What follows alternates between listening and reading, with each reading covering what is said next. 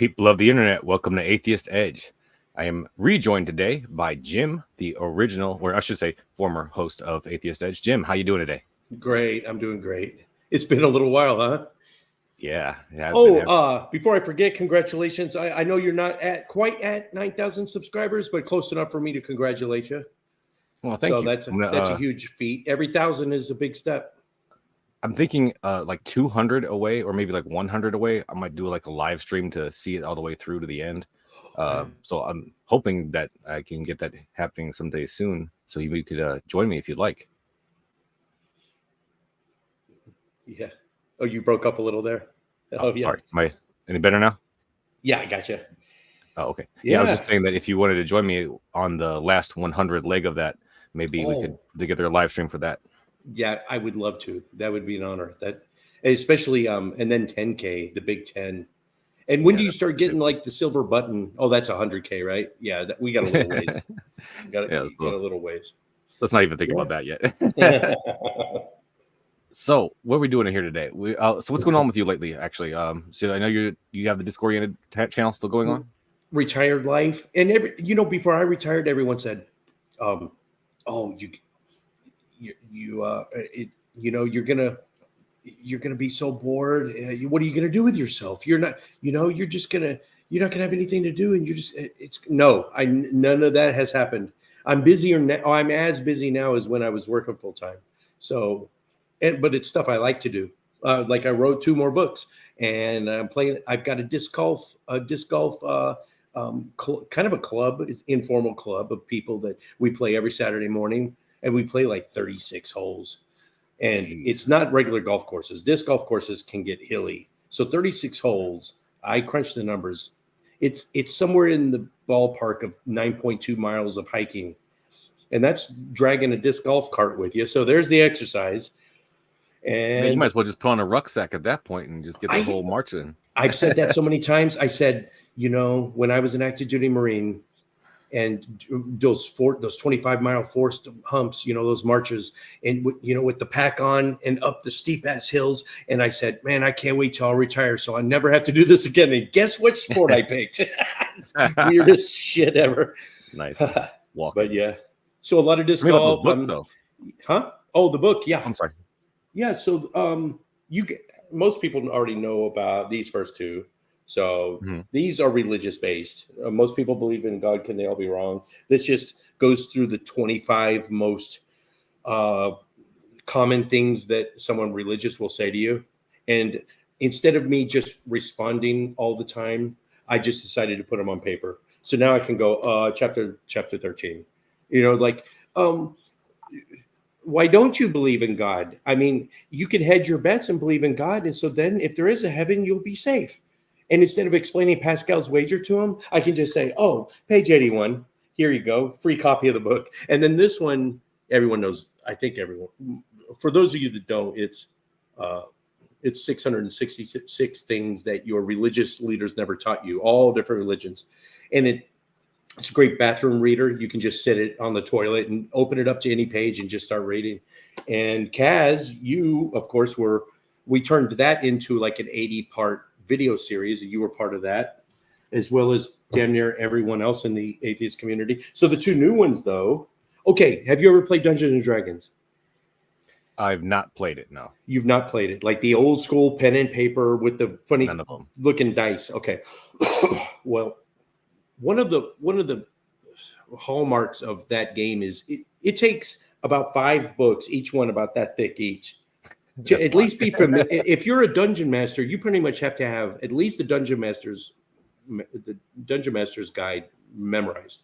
But just to be good at the game, you have to have about this much of this, 5 books, this thick each, not memorized, but at least a good familiar, knowing where to find this stuff. Well, I took all the rules of Dungeons and Dragons, pen and paper, sit down with people like we used to do in the old days, not online, like invite people over, have some hors d'oeuvres, some libations, and actually talk to each other face to face. That's getting more and more popular again now. So I took all those rules, and instead of making the entire night revolve around the game you're playing, because you could you could spend the entire first night just creating your characters. That's how detailed real Dungeons and Dragons was. And that's no fun. Mhm. The game moving lively while everyone's drinking beer and having fun. Also, I took all the rule books and made a book there's the rules now. That's basically all the Dungeons and Dragons rules simplified to that thick. Wow. How did you do that? This? Well, you have to. I I'll mean, send you a free copy though. But this is all the rules you need to have fun tonight or whatever night. okay, so you have like kind of stripped down the game a little bit to be more Stripped it essential. all the way down. But it's enough in here to make it's still very fun. It's easier to die now. So if you don't get attached to your character and bring some extra characters with you already pre-rolled. And instead of taking all night to pre-roll a character, this takes literally 5 minutes. Wow. And even in the back, there's an example adventure. So it comes with it. The first adventure comes with it. That's part of the book. And then the second book is if you're an introvert or everyone flakes on you at the last minute and you still want to play. Second book, the solo RPG toolkit is to use with that Emberleaf book. And this is how to play it by yourself. You're saying, how can you be Dungeon Master and a player at the same? Well, this will show you. And this book, yeah. So it's all done on just random chances, but there's certain wickets you have to hit through the course of the adventure. And if you write it down, there's people online right now. The biggest one is, please let me remember. Me, myself, and Die, D-I-E. Me, myself, and Die. If you guys look that up on YouTube, he does a lot of solo adventures using all different types of rules, just like this. And it's really fun. And he plays with himself. I know how that came out, but anyway, that's what I've been doing. Cool. Yeah. So there's it's like an intro to Dungeons and Dragons. No, it's full. It's a full-on game system. It's not an intro. In fact, you could just play this and never even think about another role-playing game. Really? It's really all you need. I'm going to try it because I'm sending you free copy. I'm going to send you curious. He's just, all right. Nobody's got the time. But right. Yeah, now we do have the time. Thank you. Jim is giving us the time. All right. Okay. So we're here today. The idea was to kind of go back over some of the comments on the video that you put out, the polytheistic origins of Yahweh, because that video is still pretty popular on this channel to this day. Every time I check the comments, there's a new comment on there, and I just wanted to kind of throw some love to the people that are still watching that video and give them a chance to kind of interact with you if they are available. So we have which one do you want to start with? One of the comments right now, or do you want to say anything? Let me preface all this. So yeah, I noticed the comments too before you even said anything. It's what is it? Working on 30,000 views, and it's got the comment section got a life of its own. And yeah, when you came to me and said I'd like you to respond to some of these, man, I said first. My first reaction was I should have thought of that first because that would be an awesome video. And so I just spent the last 2 weeks compiling 10 pages of handwritten notes. And then this last hour, Kaz and I wrote another 2 pages. Hopefully I'll be able to get to them all. If not, doesn't matter. But there's 12 of those comments in particular I'd like to comment on. There's a whole bunch of others in there that are pretty funny or trollish. But yeah, if you want to hit the first one. Oh, first off, You don't have to have seen the video already, but it is in the video description. If you go to this video, look in the description. How long is that first video? It can't be more than 12 minutes. I think, it's like 12 minutes, maybe 14 or so. I need to fix something real quick. The first one is sure. Oh, wow. Min is still a patron. So is Libba. Libba is Look definitely. At that. Native Atheist. Look at all of them. I recognize so many of these names. Oh, man. Oh. How did I do this? Okay. If we wait too much longer, we're gonna have enough comments just in this live chat to go ahead and respond to instead. Oh yeah. The God described in Genesis, Revelation, so, please have a noun and a verb that actually exist together. Say something substantial. It's like they took just alphabet soup and threw it on a wall sometimes. Okay. Whew. Found it. Okay. Which comment are you talking about? Let me see. And this rebuke and reprove. Rebuke First and off, reprove. he's already strawmanned us, like we are endorsing some movie called Zeitgeist, which you and I have both seen and both think it's complete bullshit. But then he's just going to strawman that. He's going to prop that up as something like, oh, we're married to, and our entire argument tonight is going to be similar to or rest on the assumptions of a dumb movie called Zeitgeist. It's a strawman argument right off the bat. Absolutely. It's almost not even worth commenting on. I'm not sure if it's the same person. I think that my last live video, this person was there in the comment section, and I asked them if they wanted to come and debate with me. They accused me of deleting a comment, and I just wanted to say I didn't delete any comments. If your comment got deleted, I don't know what was in it, so maybe YouTube did that or something. But I definitely did not. I don't delete comments unless it's something that I think will get the channel taken down or something. But you can criticize me all day long. Please be respectful, of course, and the best I'll be way respectful to you as well. The best way to make a Christian apologist disappear off the comment section is to ask them to come on the show. It works. Yeah. It works 90% of the time, and the other percent of the time they do come on.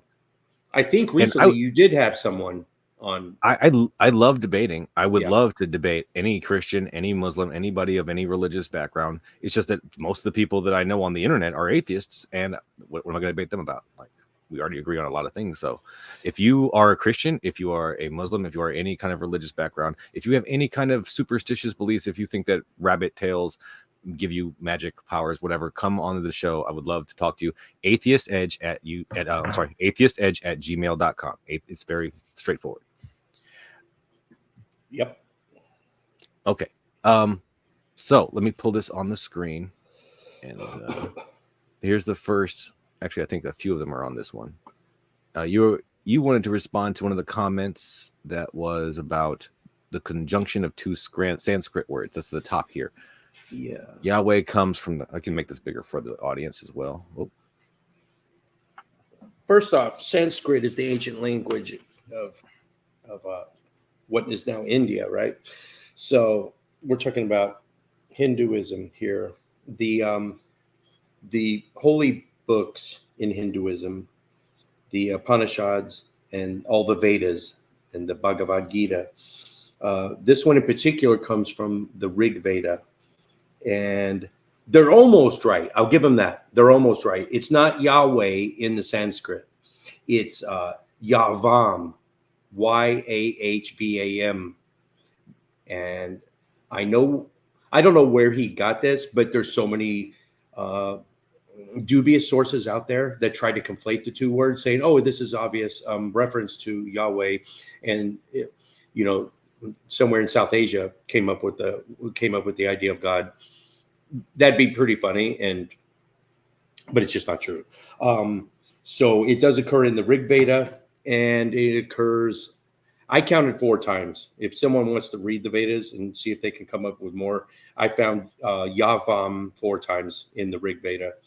And it just means the great name. It doesn't even refer to necessarily a God. It can refer to a God. It just means the great name. And this was written about 1200 BCE, which 1200 BCE, guess who didn't exist yet? The Hebrews. Israelites. Yeah, the Israelites. The Hebrews did not exist. If they did, they were just brand spanking new, and they were still nomadic, and they weren't an actual full-on tribe at that time. Right. The Old Testament writings of Yahweh, the first appearance in the Bible of Yahweh was written 600 BCE. So we're talking 600 years. If this is a reference to Yahweh, the Hindus have a 600-year head start on the name, but it's just not true. So I wrote here, scholars generally contend that the Canaanites got the term from the earlier inhabitants of the Levant. And that I can't forgive my pronunciation, Seir, S-E-I-R, Edom, Paran, and Taman. And that was about 1380 BCE. So no, Yahweh's not in the Vedas. It's not in the Upanishads. It's not in the Bhagavad Gita. It's Yavam, which just means the great one.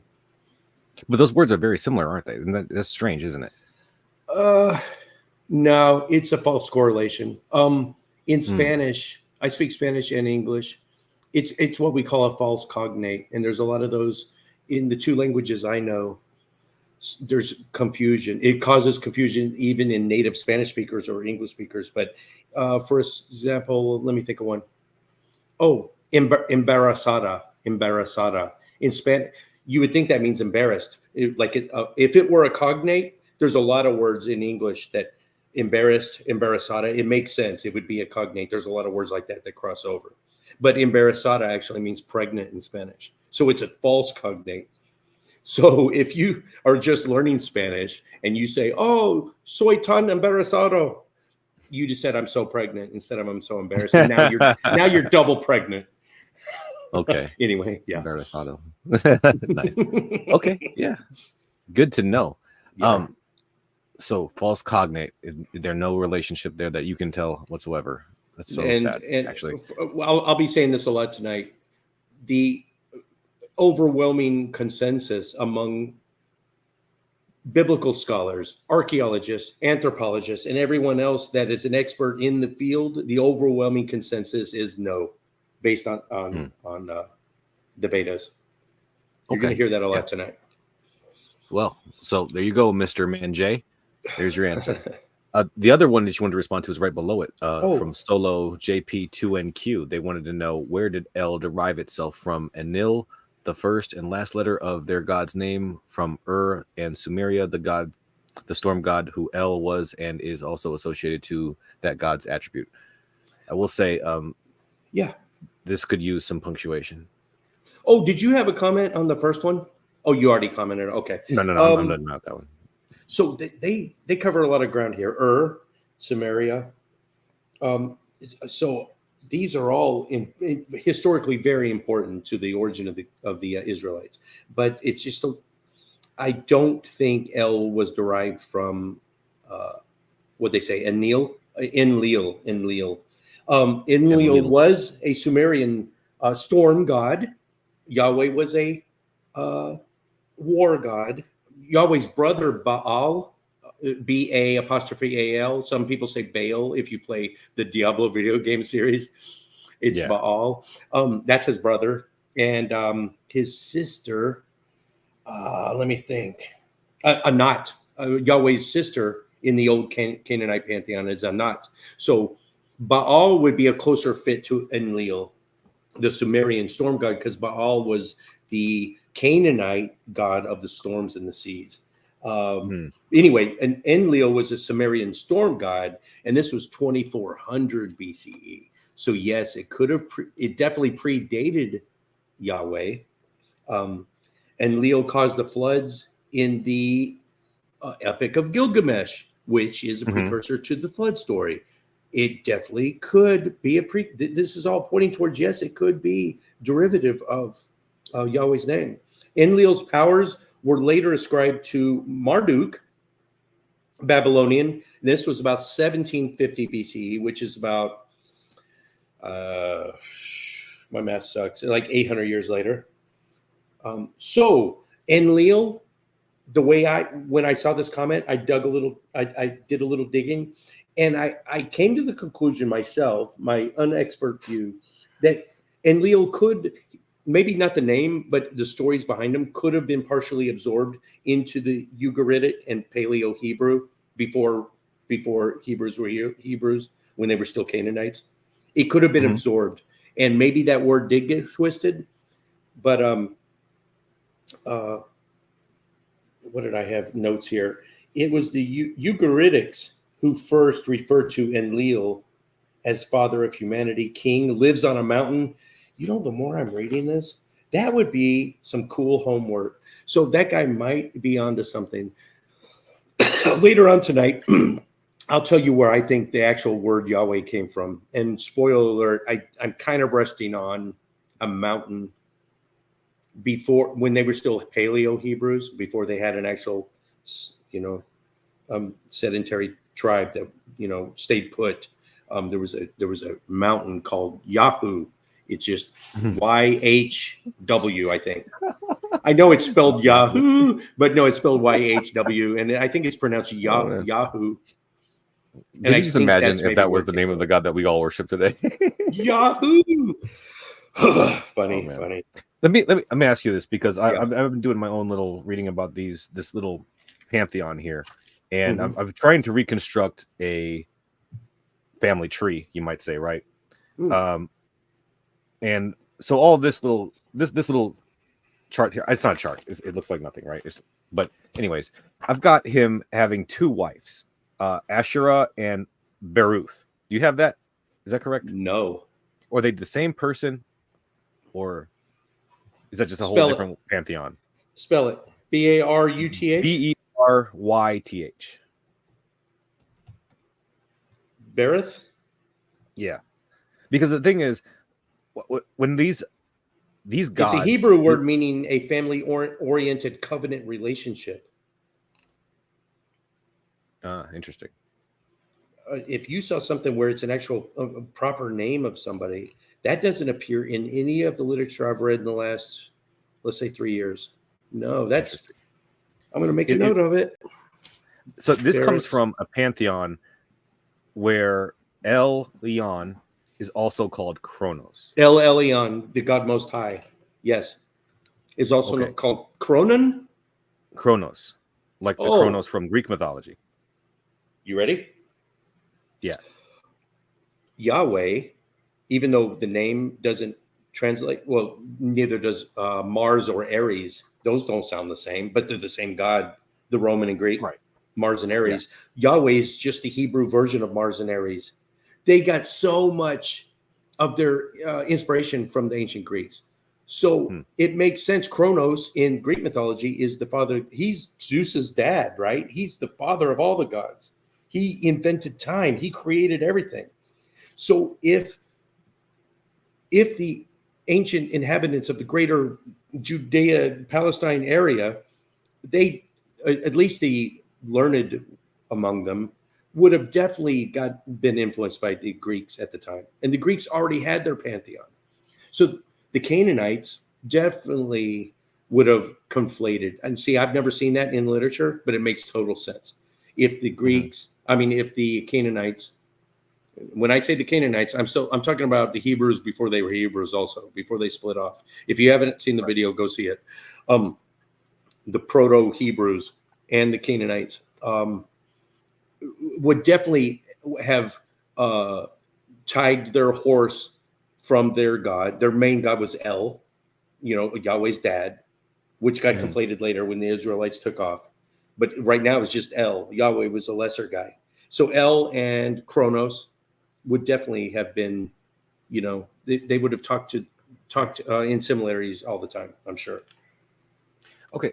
One more thing I wanted to ask you about, because it's interesting to me that these words, they're all the meanings of them are just Mhm. something simple, like he is that which blah blah. And when we were dealing with an ancient culture where the languages are kind of blended and they haven't been distilled into the modern versions, and they're all distinct and discrete like they are now, and it's all nice and neat, like, isn't it just kind of just confusing when you're going through your research and you're seeing all these names that just mean something so simple like that?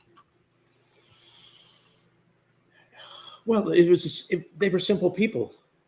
I mean, look at any word. Take a non-religious word in Hebrew. Just they're all just guttural. Ancient Yeah, uttered. languages were simple. They've been refined over the years. What are the 5 hardest languages on earth? They're very modern languages, comparatively speaking. The 5 hardest languages on earth are Mandarin Chinese, Persian Farsi, English, Arabic, and why can I not remember? I can't remember the other one. I'll remember it later. Anyway, German. well, see, English is a Russian. Germanic language. Yeah, we pull from everywhere. We've refined it. How many new words does the English language add each year? It's in the Oh, I don't know. it's in the There's a lot. thousands. It's Oh. thousands. Yes, you only need a Hmm. 50,000 word vocabulary to speak intelligently. But yes, it So just we're talking wasn't about just refined like languages. slang and stuff. So you're talking the etymology of ancient languages, and some, it's just these 1 and 2 syllable guttural. They all were. They all were. Yeah, they Yeah. all were. Okay. Let me back up.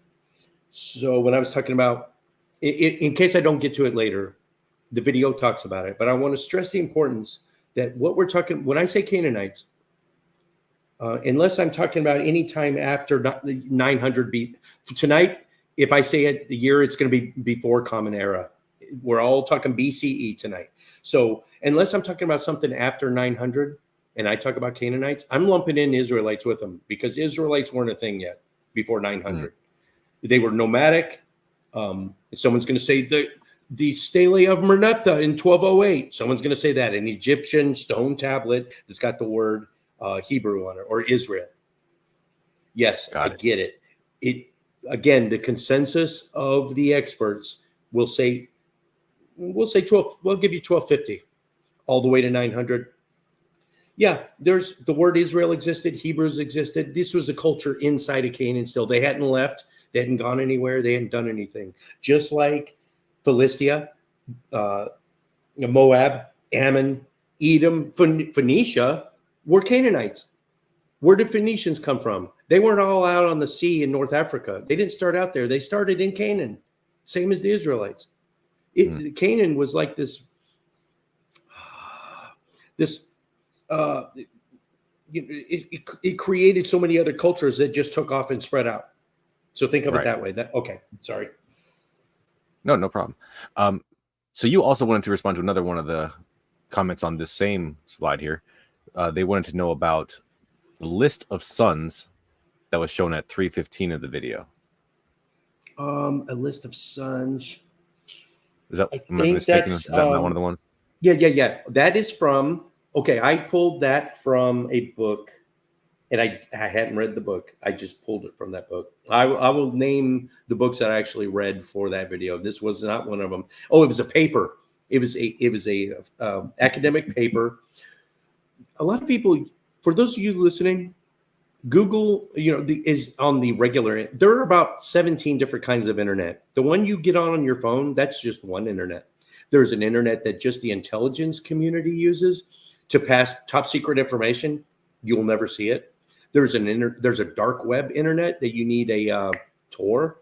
I think it's called a Tor. You need a special download dark web, and that's where you get all the crazy stuff. You probably know what I'm talking about. I'm not going to demonetize your channel, but there's a scholarly internet. If you type in, for instance, scholar.google.com, you will see it will open up a whole new internet to you. It'll be dry and boring, but if you're trying to get to some principal sources, instead of arguing back and forth, and you want to get it from the horse's mouth, get the scholarly info. Anyway, I'm on a tangent. This was a paper by Trudy Tannen, and it's called, for those of you who want to write this down, Trudy Tannen, Tannen, and it's the paper is called The Canaanite Religion.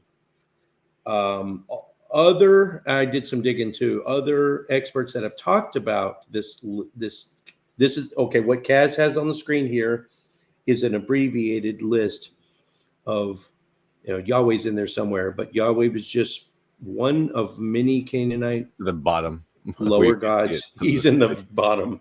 This part right there. You can see it there. And this has been confirmed. Yeah, this has been confirmed. And I'll just read off. Richard Cavendish in the book Man, Myth, Magic. Marcella Elaide, History of Religious Idea. Also Marcella Elaide, the Encyclopedia of Religion. Pierre Grimal, the Larousse World Mythology. And L.O. Richards, the Concise Bible Dictionary. And so you can pause on those or rewind if you want to read up on any of those, but that's the pantheon, and I think that's the thorn. That's why this video got so many comments when I showed that list of there's Yahweh just almost disappeared in the list of gods that were all worshipped at the time by the same people. Yeah. It's very interesting how today we totally separate them into different characters or whatnot. I think at some point I heard in my Christian life that Baal was talked about as like Satan or the devil, and Marduk and Tiamat. And basically before Deuteronomy and Leviticus was written, when it was still just Genesis 2 and Job and the super old books, Deuteronomy, whoever wrote Deuteronomy came through and scrubbed whatever existed prior to him writing it. Whatever scripture existed prior to that, he scrubbed a lot of it, and he changed it up to where it sounded a lot more monotheistic. He didn't do a great job because there's polytheism still dripping throughout the entire Bible, and if you know what to look for, you can find it. But yeah, it's interesting. I realize now that today the conceptions that we're given about those ancient cultures, they kind of describe them as if they were monotheistic themselves. Like, we don't hear about the Baal worshippers as worshippers of a pantheon. We call them Baal worshippers, like that was their one and only god. Yeah. What better way to get your congregation to stop worshiping Baal is to imagine your congregation still thinks Yahweh and Baal are brothers. And you start a campaign of putting it in their heads, a propaganda campaign, to get them to not only think they're not brothers anymore, but now he's the enemy. He's been evil this whole time, and Yahweh's been battling him. And so we've seen, just since 2016, we've seen how propaganda can rot the minds of some people. I'll just leave it that there and let you know exactly what I'm talking about. No, I mean, like, even within, like, you can look at a different mythology and see the same thing. Like with Greek mythology, Hades and Zeus are brothers, right? But then they're portrayed as diametrically opposed in a lot of the characterizations of them, as if they were enemies, but they were always brothers. I'm sorry. See, I've been out of the game so long. I usually ignore comments. I have to read this one. Which one are you talking about? Rebuke? Yeah. This didn't work. You can still be selective in the scholarship you select, even if you're using Google Scholar. Cross-examination is not allowed. What do you make of that? Does that make any sense to you? I mean, you can be selective in your research, but I mean, all you have to do is look at the sources that, I mean, in the original video, Jim included a lot of references. So you can look at the ones that he supplied and say, okay, look at all these other sources that have refuted or rebuked or whatever since then, so that you can't use these anymore. It's a dialogue. It's a back and forth that we have to do, because of course nobody's going to be perfect in their research. But if you have resources that you think are better, please put them forward and let's examine them together. Tell me if this is intellectually honest, and I think this is what he's talking about, which he would not admit. But to be selective in your research can also mean climate change. Let's go with climate change. 99% of climate change scientists put out papers saying parts per million of CO2 is the highest it's ever been in Earth's history, not just human history, Earth's history. If it goes up another 6 degrees, we are all effed, right? 99%. But if you're selective in your research, you will go to that 1%, the Looney Tunes that aren't even published in peer-reviewed journals. And then, he's an expert. I'm going to go with him instead. Hey, native atheist, long time no see. That's awesome, man. All right. I mean, isn't it what we're supposed to do is to be selective? We're not supposed to just look for anything. We're supposed to look for that which represents the consensus, the best information available. That's the selectiveness that we're trying to You would think. And you've done, I'm sure this has happened to you a million times. In fact, I know it has. When you're talking, I write about it in my first book.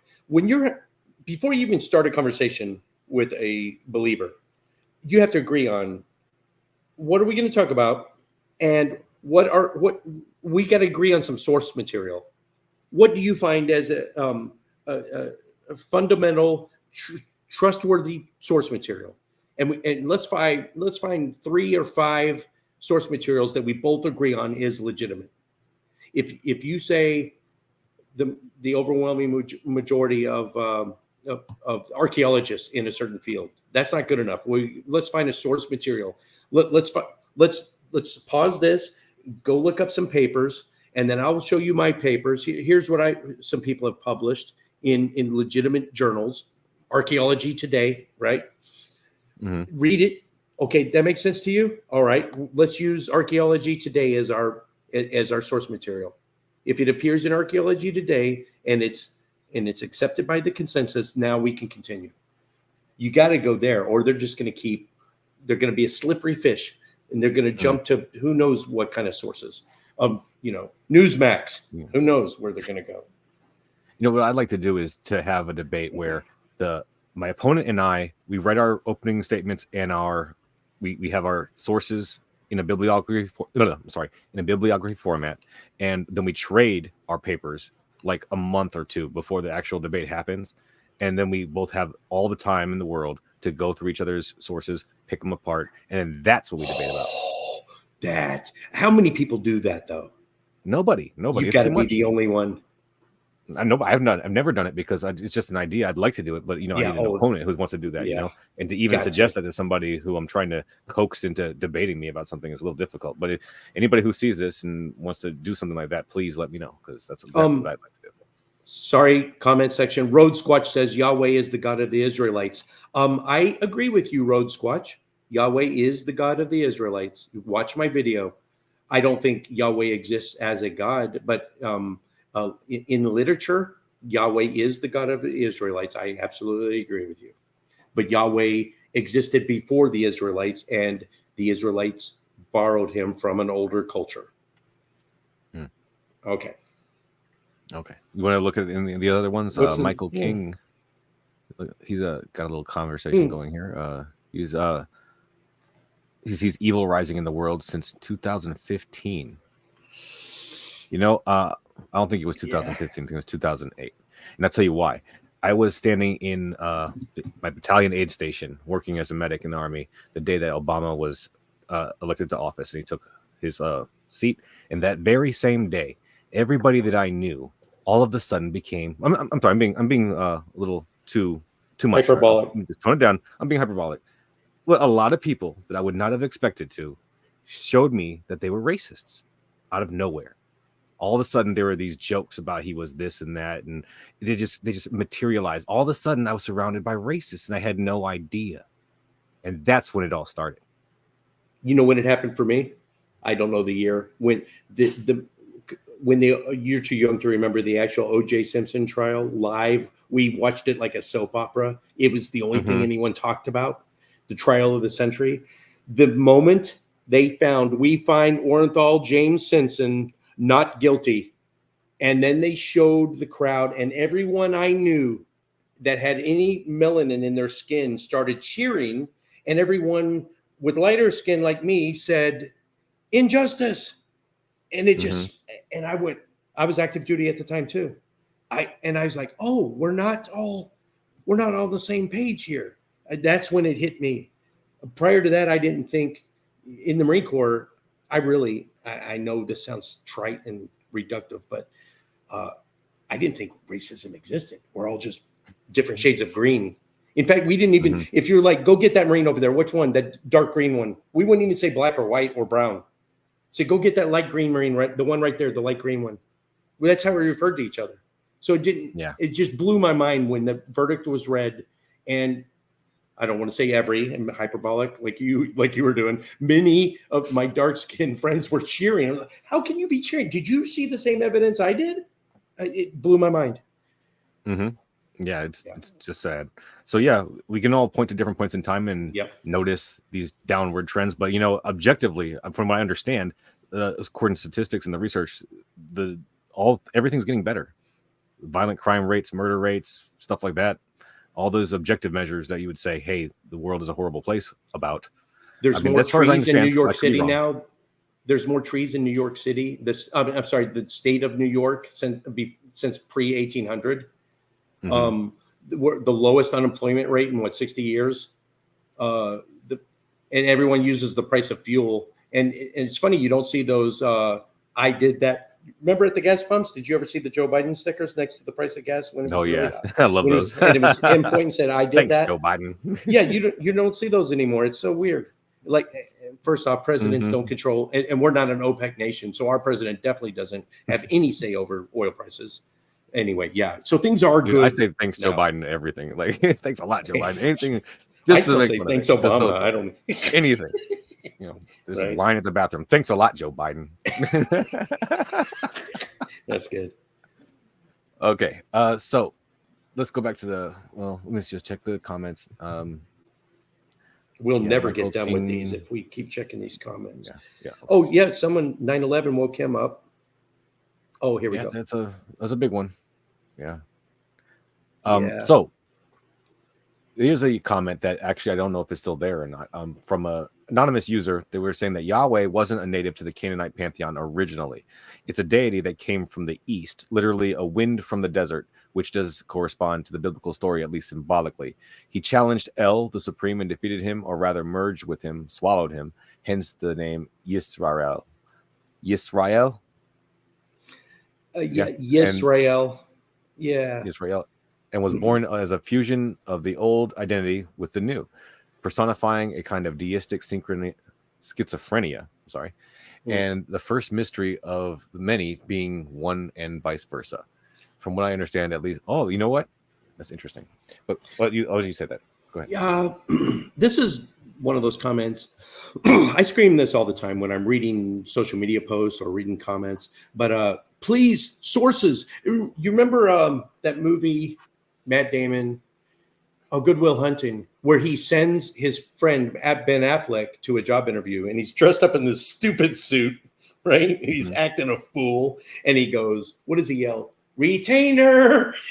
It's like, I want to retain. He's just basically trying to get some cash off these guys. I need a retainer. So that's me yelling, "Reference, please. Citation needed," all the time. Then this comment, I really would have liked a citation, but I dug around a little.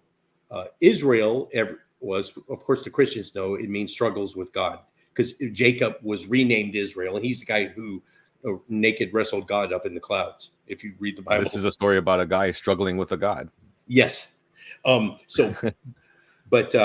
Yisrael is, it actually means anyone who speaks Yiddish, Hebrew, correct me if I'm wrong, Yisrael means greater Israel. That's all it means. It just means the greater Israel area. It's geographical. So that's why I wish this guy had a reference I could look at. It'd be really cool if it was peer reviewed and published in a journal. But if that's true, I'm dumb to it. I don't know. I didn't see it. Yeah. Yisrael just means it's topology. It's map making. It just means greater Israel. So wherever he got that, yeah. That's very strange. Well, I mean, yeah, please, by all means, give us a reference. We can hunt it down. Okay. Let's, what was that? No, we're good. So this was a comment from Iberius. They said that it's very easy to come to the conclusion that Hebrew Israelites and the Canaanites were one and the same. However, what about them having originated from outside of Canaan? Apparently, Abraham, by way of Hebrew, was an Aramean. Aramean.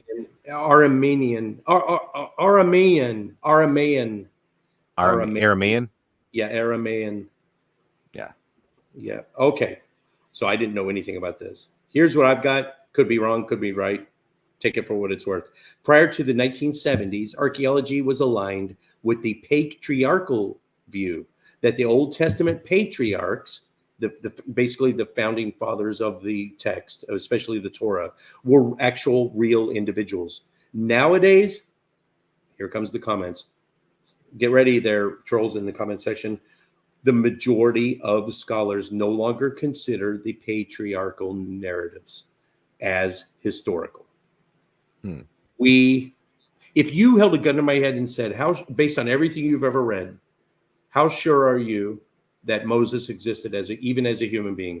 I would say less than 5%. Let me think of one. King David, I would say 85%. So, I mean, Joshua, I would say 80%. So you can go back and forth on all. Abraham, I would say, existed as I think he's been euhemerized. If he existed as a human and all these stories were tacked on later, I would give it a 50-50 or maybe even higher. But like what he did, Moses, Abraham, no. He exists in the same way these guys exist the same way Paul Bunyan does.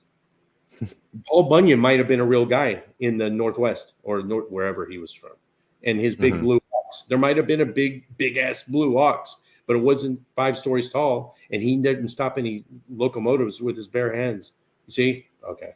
Oh, what else do I have on this? Some Old Testament figures can be described as believable composites at best. That's what I was talking about, composites, where you take a bunch of stories, you check them onto this guy who maybe or maybe not really existed, a generation or two later. And I got a list of references here. I'll just say them real fast if you want to hit for people that actually want to do a little digging. Thomas L. Thompson, The Historicity of the Patriarchal Narratives. John Van Setters, Abraham in History and Tradition. So Abraham did not exist. That's my opinion. So the Bible can give Abraham any backstory it wants to. It makes no difference to me. You say he jumped to the moon. Oh, I'm sorry, that's Islam. It seems to me like somebody that was part of those Canaanite families broke off, ran away, or something. I think it might have been somebody who was up for sacrifice, right? The thing, it seems to me like the big innovation, the change from all the other religions at the time to the Israelite religion was that they rejected the idea of human sacrifice, and that was a big deal for them. They talked crap about every other culture because of any kind of human sacrifice that they would engage in. So it seems to me like maybe somebody around what would be the genealogical time frame of, let's say, a Noah type of person, one of those guys was up for sacrifice and said, screw this, I'm running away. So he ran away, started his own family, and that story became what is now the Adam and Eve story. Dude. Well, the part of me wants to yell, objection, Your Honor, speculation. But if you follow that trail to something substantial, that's interesting. And that's where any theory starts. It starts with a pure speculative hypothesis. I want to comment on Gigi in the comments. They said they were talking about the Spartans being only 300, and of course the movie. And when I was in the Marine Corps, we are forced fed to learn everything there is to know about four cultures: the Aztecs, the Apaches, the Zulus, the Spartans, and the Marine Raiders of 1942. We had to write papers on them, right? Mm-hmm. Everything I know about the Spartans, when I got out and I actually started reading about them, Gigi is exactly right.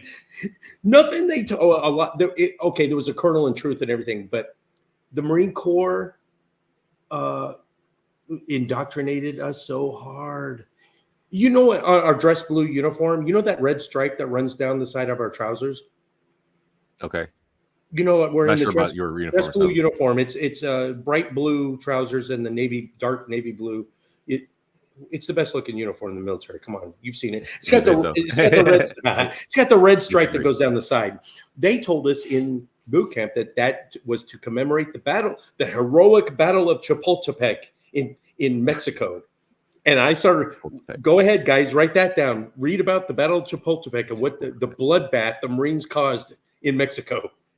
Oh, man. I am ashamed that, first off, we shouldn't be commemorating that at all. So if that stripe does represent that, that's horrible.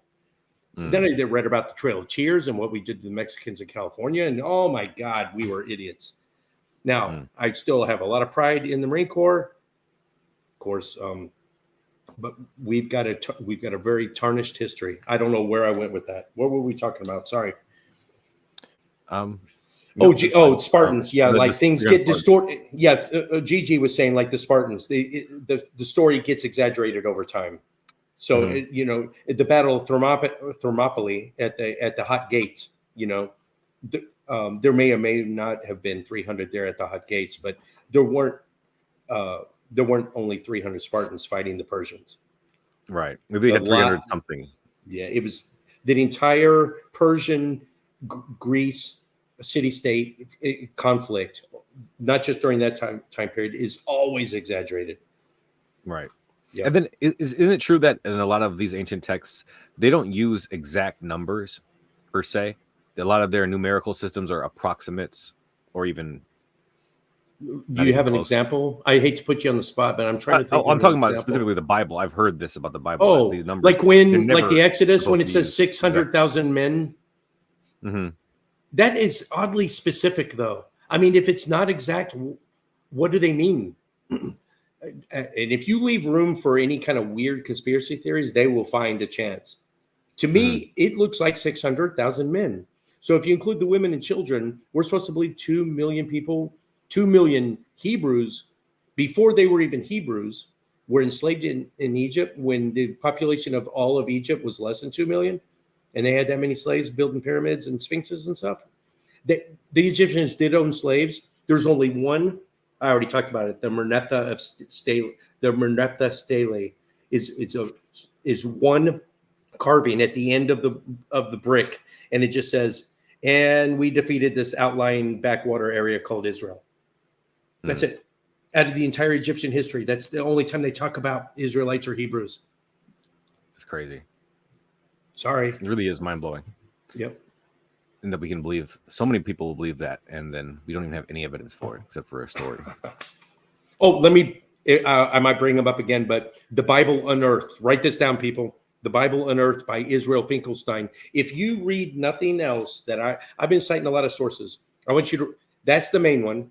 And it's really dry and boring, and you're going to fall asleep. You're going to have to go back and read the same sentence. And if you're like me, you're going to have to go back and reread it a lot until it sinks in your thick skull. If you want something fun to read, and it's just as informative, the other one is History of God by Karen Armstrong. That's a must read. History of God by Karen Armstrong. But Israel Finkelstein has a dog in this fight. He's still a practicing Jew.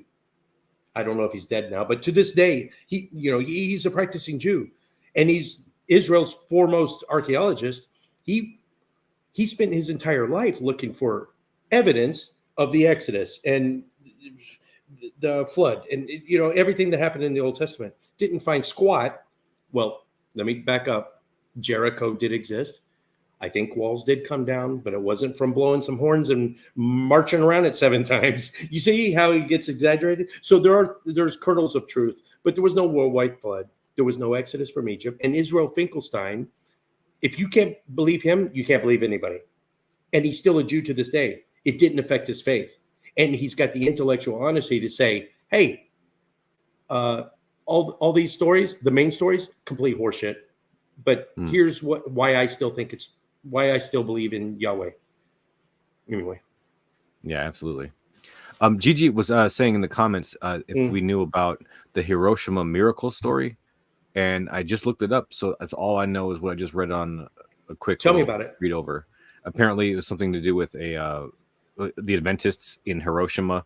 They didn't die when the bomb dropped. That's all I can say as far as what it actually is, without misrepresenting it. But yeah, that's what I gathered from my quick little glance over. But it's interesting. This is a chance for me to. I took a 6-week critical thinking course from. It's not officially from Cornell University, but it was taught to me by Professor Richard Carrier. And I paid real money, and I took the course, and I got through it. I did a video. I think there's still a video series on it on your channel. Mm-hmm. I think it's called I Took a Critical Thinking Course. It's maybe 7 parts. Yeah, I watched that video when you first released it. Yeah, it's 7-part video. I dive pretty deep into what I learned, but okay. So let's look at this miracle. So Seventh Day Adventists, is that who we're talking about? Yeah, I think so. We're talking about Sabbath is on Saturday, right? Yeah, it looks like the government ordered the church to be dismantled, so the members were scattered, and apparently that is why they were not there when the bomb fell. The first things that come to mind: does it pass a smell test? Could it have happened? In natural terms, I think it could have happened, and so it does pass the smell test, right? Mm-hmm. It could just be a really weird thing, but it definitely could have happened. Yes. So then we go to sources. Eyewitness sources are not very good, but if we have some contemporary meaning people that were alive and maybe, let's say, in Japan, maybe not near Hiroshima, but at least in Japan. So it's not. So we get as close to non-hearsay as possible, right? So that I want to read some newspaper articles from them. That's where I would start, and then I would branch out from there. But you try to get as close to history as possible. Like that's why apologists always rest on Flavius Josephus for Jesus existed or not. They go to Flavius Josephus.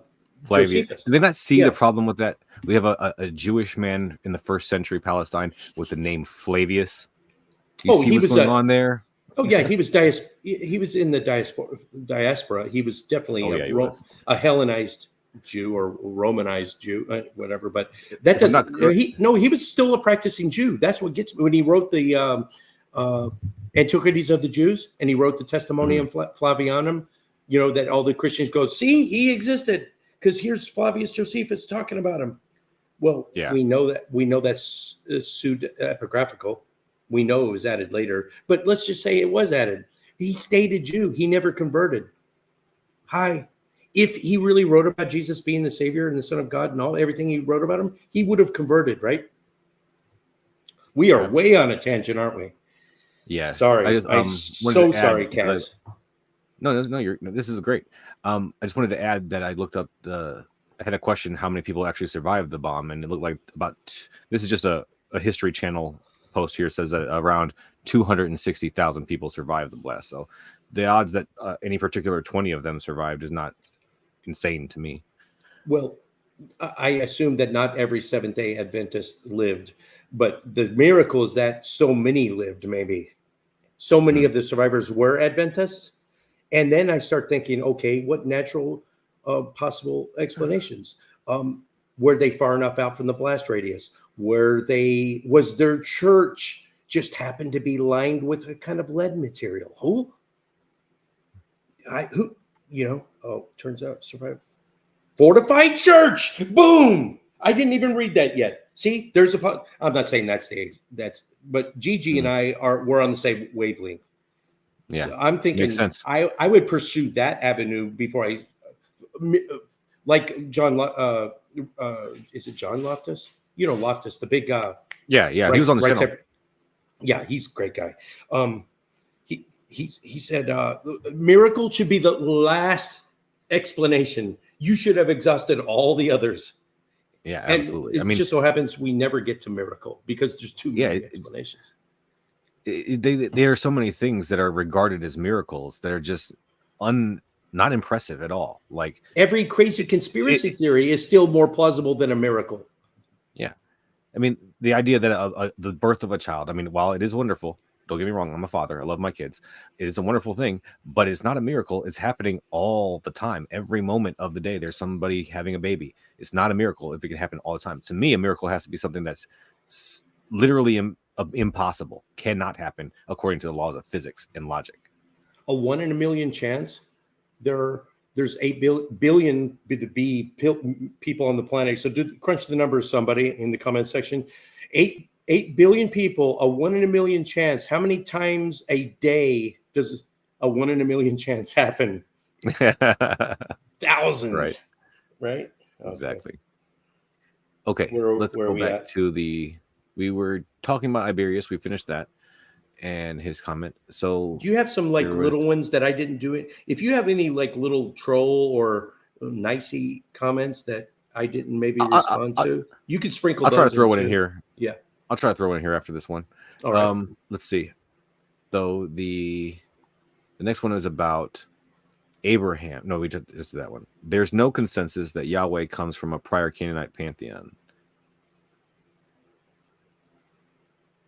Is that the one where the guy says, well, he just throws his hands up in the air and said, we just don't know where Yahweh comes from? Like his origins are unknown or something? I'm not really sure. Let's go to this one instead. Sorry, we're going to skip that. Well, no, I know the one you're talking about. Let me just briefly touch on it. The most likely hypothesis is that traders brought Yahweh from Egypt to Canaan as early as 1550 BCE. So this is over 300 years before the Israelites were even a thing, right? So Canaan had to have, if this is true, Canaan had to have had Yahweh in the pantheon at least 350 years before the Israelites decide to pack their shit and go settle somewhere else to become their own group. And my reference there is Carol van der Toorn, a book called just simply Yahweh. So Yahweh was clearly a part of the Canaanite pantheon. This has been documented way too many times to explain, well before the emergence of the Israelites. And I'm not going to list, I've got 1, 2, 3, 4, 5, 6, 7 references to that. I've given you too many references already. Yeah. Excellent. So I'm sorry for this. I'm going to have to go out of order on your list there. This would be the seventh item. The seventh item on your list is this one. It's the comment from Nigel here at the bottom that says this reporting misses quite a lot of written portions of the Bible. The author seems to be happier with analyzing writings from other analysts rather than doing his own research. No wonder the Bible says not to lean on your own understanding. Look at the poor end result. I don't want to put you on the spot, Kaz, but read this again or silently if you want to. But tell me where he kind of screws up. He says, I'm relying on stuff, extra biblical information, right? So I'm doing my own research, yes? But then he goes, the Bible says to not lean on your own understanding. But then he says, then he quotes the Bible, the author, okay. Then he falls onto the Bible. His understanding of the Bible itself is your own understanding. Right. My notes you can't for this get out of your own understanding. Yeah. So he places a lot of importance on just one book. It's actually not one book. It's 66 books, and it's not even 66 books. Depending on the type of Christianity or Judaism that you follow, it could be as many as 81. I think it's the Ethiopian Orthodox Bible is 81 books. The Catholic Bible is 71 books. We can't even agree on how many books are in the book he's talking about. So only about 5 of the books in the Bible are relevant to this entire evening. The Pentateuch, the Torah, the first 5 books. And maybe I'm going to touch on Psalms and Isaiah and Second Isaiah. So what did I write here? The 5 books we're talking about tonight, most of these claims have been overturned upon further scrutiny. So many of the truth claims in this one book that you put all your faith in have already been overturned. So why not look extra biblical? Why not look? What's wrong with looking elsewhere? Unless you think, of course, this guy firmly believes that it's the divinely inspired text. It was written by through people by the hand of God. If you go into it like that, then yeah, I have nothing to offer you. For non-historians and non-archaeologists, what are your most trusted resources? A literary work with historical inaccuracies or the overwhelming consensus of experts in the field? This guy wanted to shit on me for doing my own research or not doing my own research, whichever one I think he waffled there a bit. Then he quotes the Bible and says not to rely on my own understanding. So I don't get what that guy's going. And that's all I got to say about that one. Okay. Yeah, I don't really have much to say about that either. You can't get out of your own understanding. You are leaning on your understanding of God when you are putting your faith in him. So, I mean, you just it's taught to that's what I was getting. Yeah, that's what. Okay. So here's one from Gregory that was this guy actually reposted this exact same comment 3 different times at least throughout the entire comment section of the video. And I don't know if that was just, didn't feel like retyping it or he really wants to get this point across. But if that's the case, either way, I think we should definitely address it if we can here. So, okay. And it was on your list too. So this is from, let me just make this a little bit bigger. Oh, went to the wrong one. Next. There we go. Do you want me to comment on this one first, or do you want to play little clips from a little backstory on Ivan Panin? Let me. It doesn't matter to me. Let me read the comment real quick for everybody, just in case they're listening. In 1910, Ivan Panin, a Russian-American Harvard math genius and linguistic expert, proved the Bible mathematically. Watch Math Proves the Bible, which is what I'm going to show later. More recently, a 30-year veteran cold case criminologist, J. Warner Wallace, proved the Bible forensically in his book, Person of Interest. His testimony would convince any jury of the veracity of the Bible. Some of the amazing things in the Bible include the prophecy of the fall of Tyre and the prophecy of Alexander the Great. Bible firsts include knowing life being in the blood long before modern science, or the Bible knowing about mountains and currents in the ocean, or how the earth hangs on nothing. You should know about the prophecies fulfilled by Jesus and the impossible odds of that happening. The Bible is a reliable collection of historical documents written down by eyewitnesses during the lifetime of other eyewitnesses. They report to us supernatural events that took place in fulfillment of specific prophecies and claimed that the writings are divine rather than human in origin. Objection, Your Honor. Hearsay, speculation, badgering the witness. I should have been a lawyer. Yeah, sure. For we have not followed cunningly devised fables when we made known unto you the power and coming of our Lord Jesus Christ, but were eyewitnesses of his majesty. The Bible has also been proven archaeologically, historically, and linguistically. Let me rip through my notes, and then, I knew something while you read that. Oh, J. Warner Wallace, another video series on your channel that I put together, I think with the help of Godless Granny, Kitty the Atheist, maybe Shannon Q. A bunch of us got together and we put, I don't know, maybe it's 5 or 7 videos of series on J. Warner Wallace. We took his ass down way harder than I could have ever hoped for. And I think it was Godless Granny. One of my collaborators did just, I was in awe of whoever, definitely a female atheist YouTuber. I forget. I think it was Godless Granny. Oh, it was just, go back and look at the J. Warner Wallace series for those that are watching. It was good. All right, so my notes. In 1910, okay, Ivan Payne, and so he predicted a lot of this crazy stuff. So the one truth claim that kind of jumped out at me, I don't want to go through them all, but the blood was life, right? So this guy said the Bible was the first to say blood was life, even though the Greeks knew that blood was life by at least 600 BCE. Leviticus, that talks about blood as life, was written in 332 BCE. So we're talking, what, 300 years later. So yeah, there was no way they could have been exposed to Greek, science in 300 years. So nope. Science. in the Greeks had blood as being one of the 4 humors, and it was life-giving. So humors with a U, there's a U in there, but it's the 4. I think bile's one of them. Yeah, so the Greeks didn't have it right either. But they were a lot closer than anyone else at that time. Also, Jesus, all of his supposed fulfilled prophecies are not relevant to this discussion. So when he started talking about the Jesus, we're still in the Old Testament. Everything here is BCE, brother. So if you got Jesus prophecies, I'd be happy to talk to you about it, but not tonight. And I made a little note about, I write about this in my book, how hard it is to keep believers on point, to keep them on topic. It's like, what do they say? Wrestling a greased pig or herding cats, or all the ones you hear. And another thing, I've said this before, but whenever I bring up a hypothetical, it's the most uncanny thing. Try this with your Christian friends, people. Find your Christian friends. I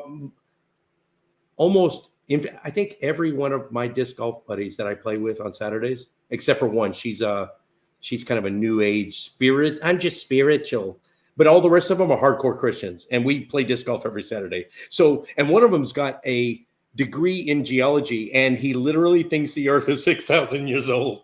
I'm not bullshitting. Wow. So we have some fun discussions while we're playing. Yeah, but the one thing I've noticed talking to Christians is just bring up a hypothetical, just anything. A solid hypothetical. If this were to happen, they can't respond. It's the weirdest thing. You can't respond to a hypothetical. They feel like they're going to get painted into a corner. They will not give you an honest answer. Give me a hypothetical, Kaz. Let me give you one. If someone held a gun to your head and said, "I want you to believe that Jesus is the Savior right now," could you do it? No. Great answer. But you gave me an answer. They will not give an answer. If I asked one, if irrefutable evidence, everyone on earth except you, God is dead. He never existed. There's the debate is over. It's done. It's over. Something happens to where there is zero doubt in anyone's mind. Would you deconvert? They won't even answer. And no. None of them, because it's like a sin to them. Yeah, they won't even let it come from their lips unless they are intellectually dishonest and say, "No, I would continue to believe because this is a test of my faith," or some bullshit, right? Right. Yeah. But You they know, when you wouldn't. watch Yeah. debates, you see it a lot because it's something about knowing where it's going and not wanting to get painted into that corner. It causes some kind of autonomic response or something, but it turns people into liars. They just will not answer. You've probably seen it a lot more doing. I like how the direction the channel's been going with discussions. I don't even like calling them debates, like that one you just had with the guy that we've been having the back and forth with on the private chats. Yeah. I like how they go because you've kept the spirit of Atheist Edge alive. The reason that it started in the first place is being that kind of that haven for believers to come to, that they know they're not going to get. We're gonna punch up. We're gonna punch your ideas to death, but we're gonna treat you like a human being, and it's so amicable still and respectful.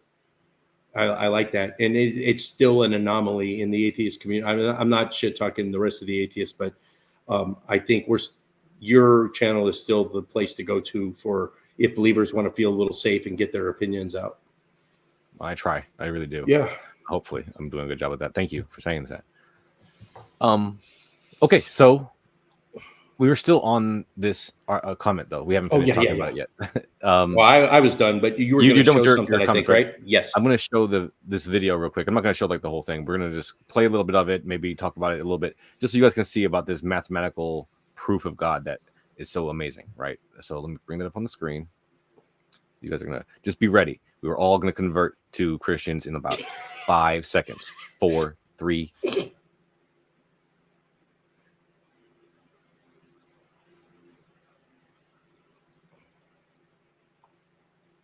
Yeah.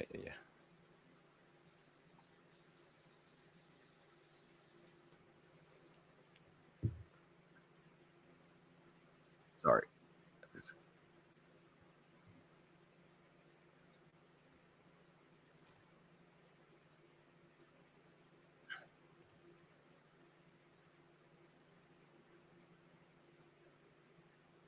I don't hear anything, Kaz.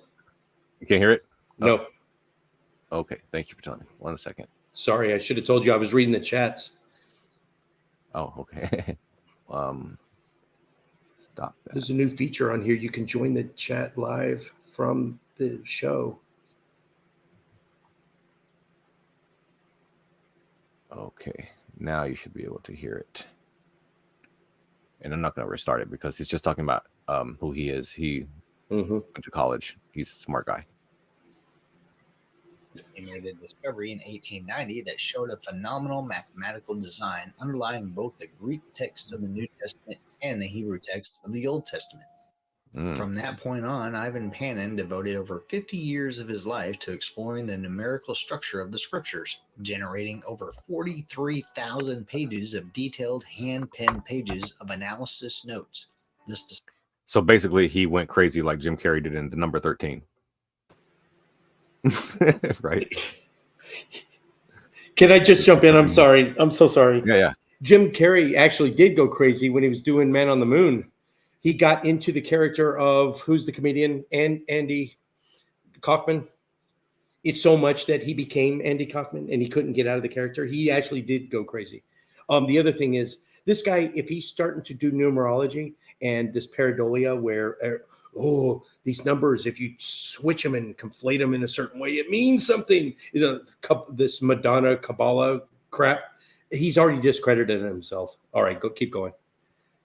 Yeah. Okay, let's go. Discovery became known as the heptadic structure. Heptadic structure. The heptadic structure is the recurrence of 7 or an exact multiple of 7 and is found throughout the Bible and is widely recognized, even to a casual reader. For example, so 7s. Everything is 7s, right? 7s all the way down. There's the 7 days of creation, 7 lamps on the menorah, 7 feasts of the Lord, 7 statements of I am, 7 promises to Abram, 7 promises to Isaac, 7 promises to Jacob, 7 colors of the rainbow, 7 years of plenty, 7 seals, 7 trumpets, 7 thunders, 7 beatitudes, 7 promises to the overcomer. 7, 7, 7. I've got 7 amazed? ulcers just watching this. Do you believe yet? Yeah. So I mean, and I don't know if this is part of the claim, right? But are they saying that literally every single word, verse, chapter, every part No, of the they're just Bible they're just adheres to picking this? out that it appears so frequently. I think I'll give them that, but I don't think no. But 7 does appear a lot. 40 appears a lot. There's a bunch of numbers that appear all the time, and there's a reason for that because um, in Hebrew, 40 days and 40 nights, it's a saying just like it's raining cats and dogs. In ancient Hebrew, saying it rained 40 days and 40 nights is saying a long time. It was an old Southern saying kind of deal. You know, when your mom says, I was as scared as a long-tailed cat in a room full of rocking chairs. You know, so 40 comes up a lot and 12 comes up a lot. You know, 12's Old and New Testament. 12 is a big one. Yeah. Yeah. So people And those are read not what was multiples all, of 7. yeah, the old scripture, and they want to add to it, like whoever wrote Titus, let's say, right? Whoever wrote Titus, he had to pretend to be Paul, right? We know Titus wasn't written by Paul, but the 13 Pauline epistles, we know it's one of the 6 or 7 that are not genuine.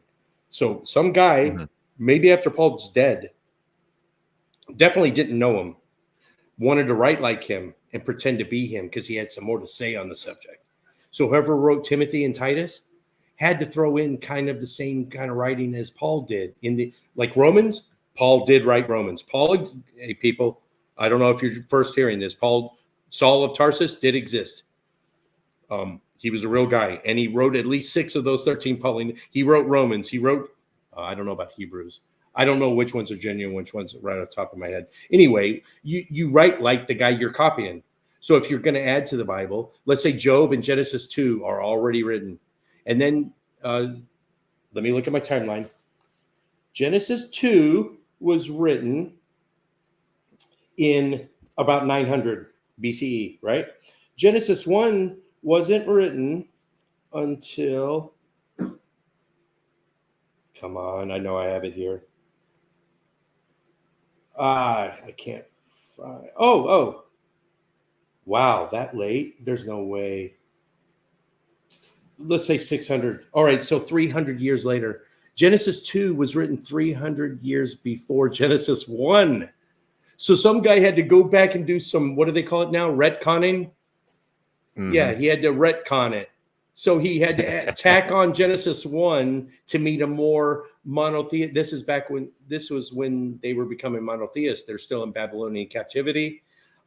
He had to make Genesis 2 sound less. Why didn't he just take Genesis? Oh, because it was spread out all over the Mediterranean. There's no way he could retract it. So yeah, instead of retracting it, he just started a whole new bunch of Bibles with his tacked on.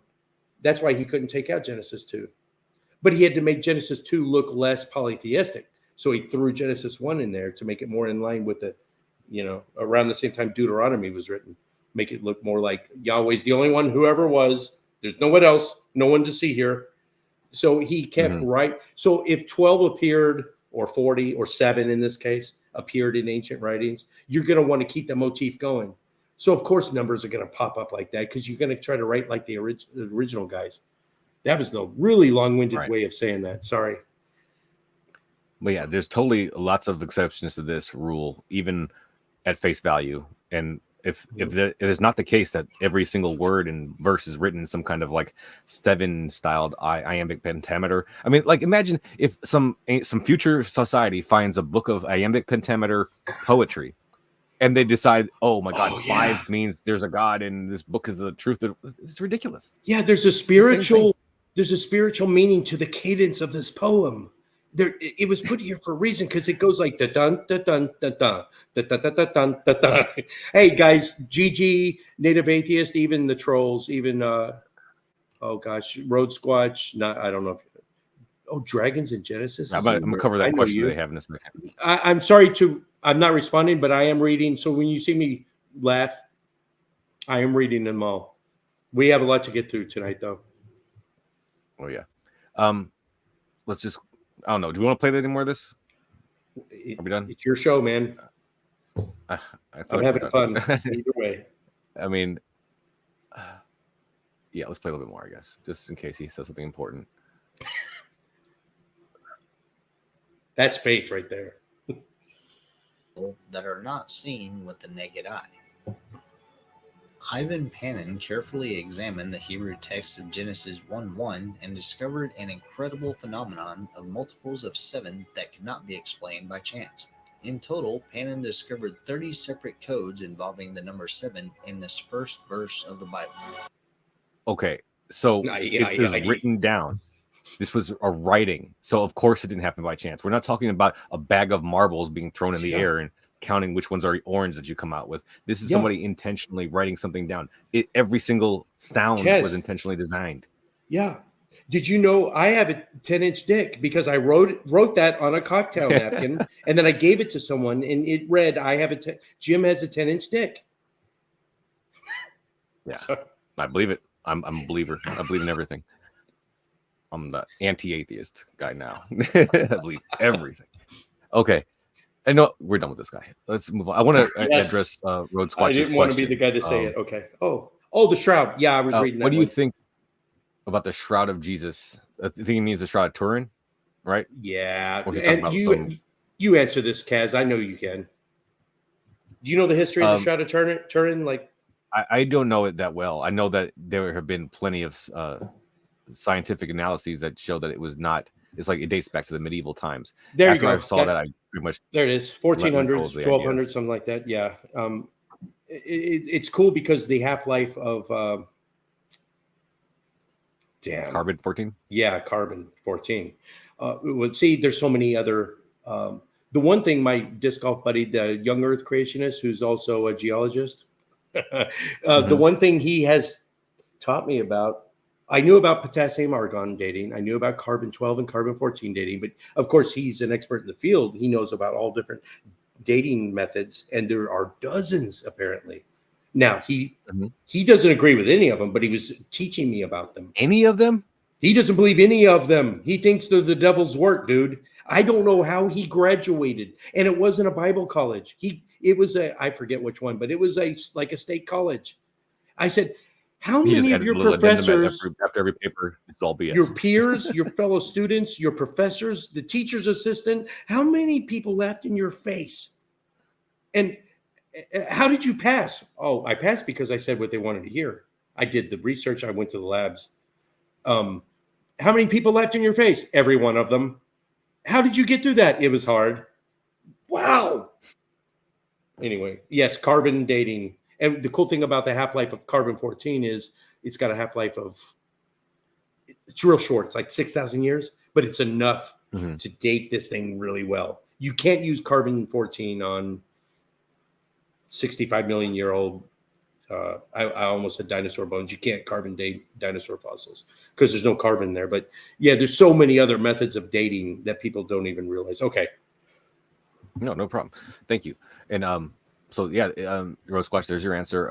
I don't think that there's any truth to the Shroud Turin whatsoever. I think it was some kind of medieval hoax. Somebody wanted to get paid, and that's what happened. So, you're not going to hear me say this. Go ahead. Oh, you're not going to hear me say this very often, but hats off to the Vatican for allowing 4 little pieces to be snipped off that thing, sent off to 4 different neutral parties to unbiased analysis of it.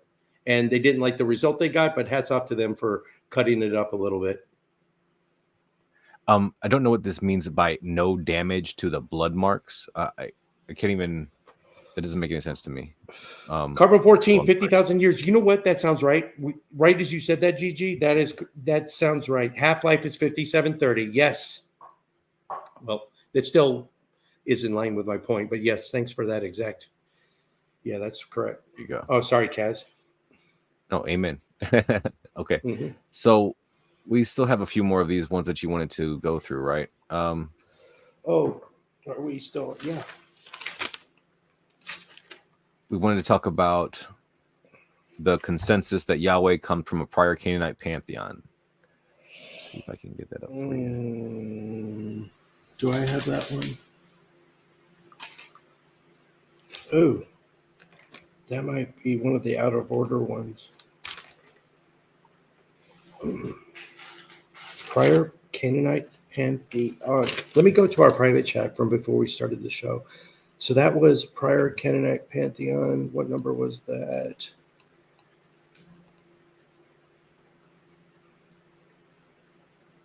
Oh, it was after Ivan Panin, right? Yeah, after that one. Oh, there it is, number 6. Yep. No, it's Okay. before Ivan Panin. I'm sorry. Yes, before Ivan Panin. Let me look at number 6. Okay, let me just give you. So you want to put that screenshot up, or you have it? Okay. And while you're putting it up, I'm just going to start answering it now. There is, so the guy says there's no consensus that Yahweh comes from a prior Canaanite pantheon, which is the whole purpose of tonight. And I'm not just talking out the side of my neck, people. And although I'm not an expert, I've cited enough sources for you to get started doing some work on this. I hold true to it. Later on, hopefully, if we have time, Kaz is going to bring up a comment where someone suggested that I listen to a podcast, and I did. And these guys are way smarter than me. And it was 90 minutes of me taking notes, listening to this. And it's almost as if I hand to my heart, I did not know about this podcast before I started making this video, started researching the video, but everything is in line with what I said. Anyway, here's my responses to this comment that he's about to put up.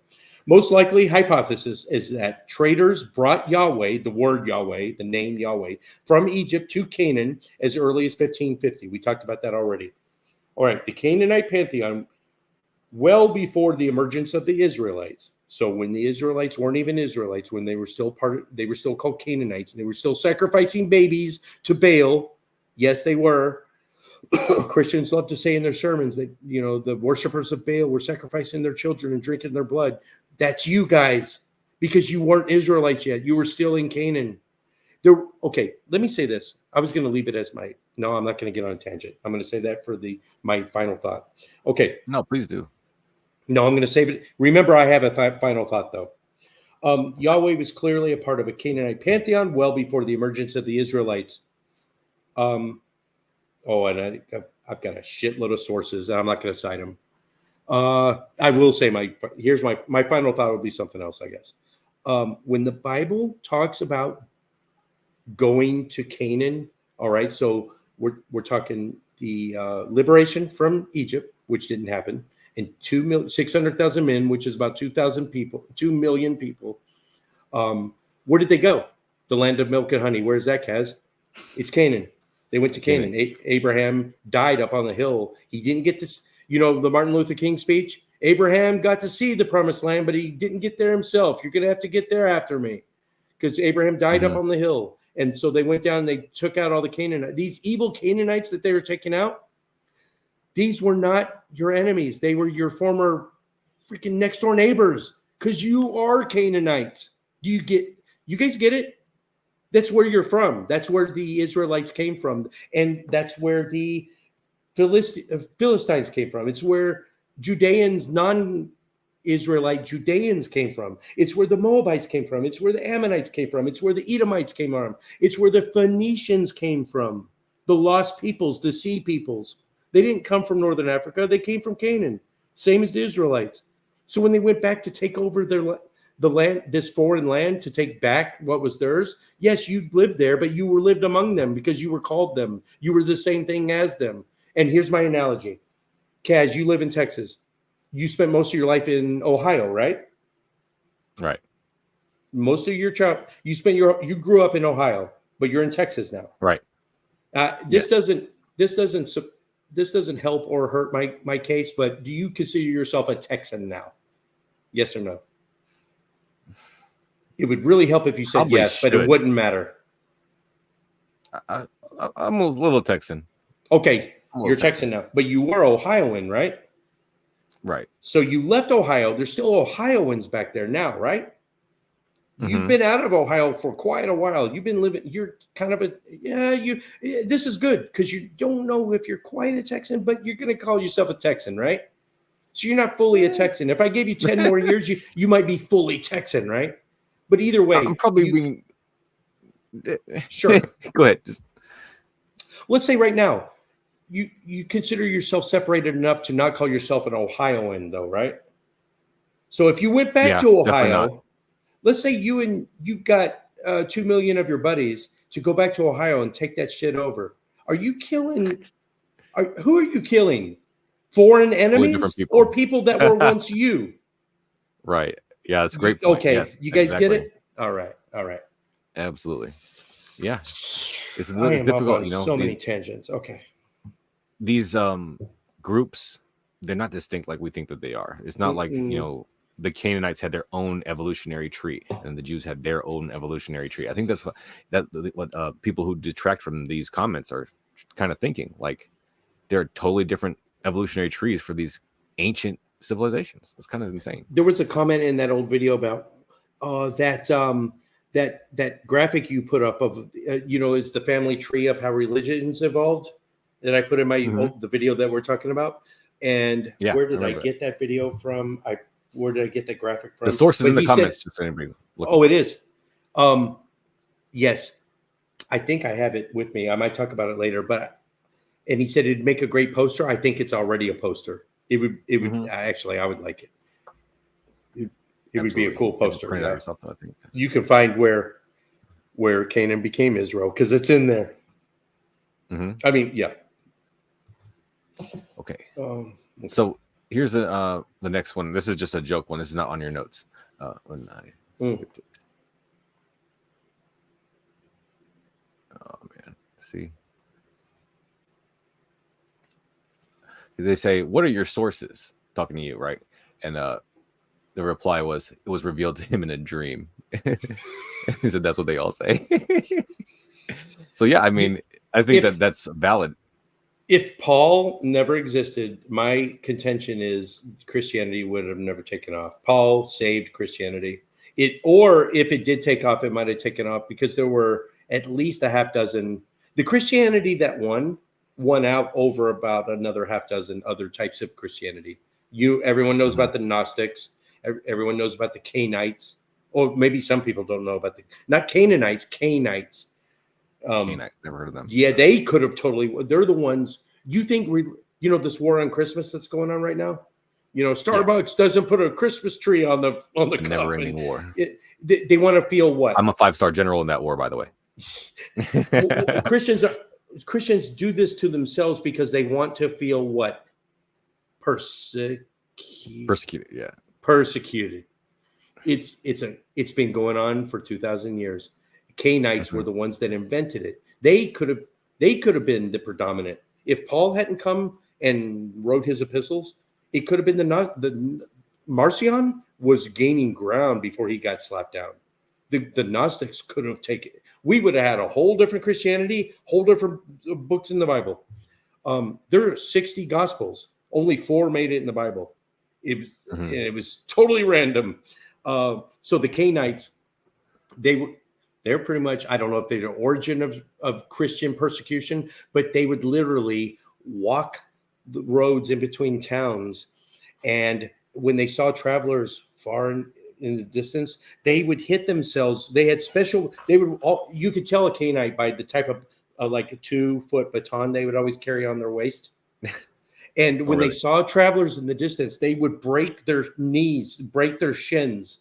They'd break them and lay there in the road. Oh, some God-hating people. It's almost like that meme where it's that dumb old meme where it's a guy riding on a bicycle and then he sticks a stick in his own spokes and he falls over and he blames whatever on, insert Europe or whatever's persecuting me here. You know that meme? Hopefully someone in the comments does. But yeah, they would physically hurt themselves and then get held from passersby claiming religious persecution, like they came by and beat me up because I'm a Christian. I am not shitting you. So that could have taken off. On another tangent, Kaz, you gotta keep me reeled in, man. Well, here, let's just respond to this real quick. Okay. Not really respond to Gigi's doing it for us because Gigi's the unofficial Atheist Edge co-host. Do you have moderators? Do you have some trusted moderators on your channel that can help keep the? Yeah, cool. I'm pretty sure Gigi's one of them. Awesome. If not, then I will fix that.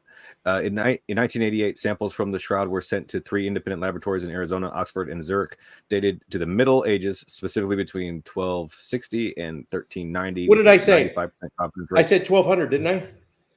12 to, yeah. Jesus, man. Forget what Holy Kool-Aid says. Remember, I'm not gonna cause drama. Holy Kool-Aid, Thomas Westbrook said to my face, the reason they kicked Mac Dillahunty out of the atheist community of Austin is because he's getting on up there in age, and the plasticity, his neuroplasticity is degrading, his cognitive function. And when you get a certain age, you're not as good as, I'm paraphrasing, of course, but your cognitive function declines at a certain age, and we need fresh blood in, basically. That's why they kicked him out of ACA. You guys think I'm bullshitting? If you know Matt Dillahunty personally, ask him. I'm not saying anything he hasn't already said. That's what happened. Sorry, go ahead.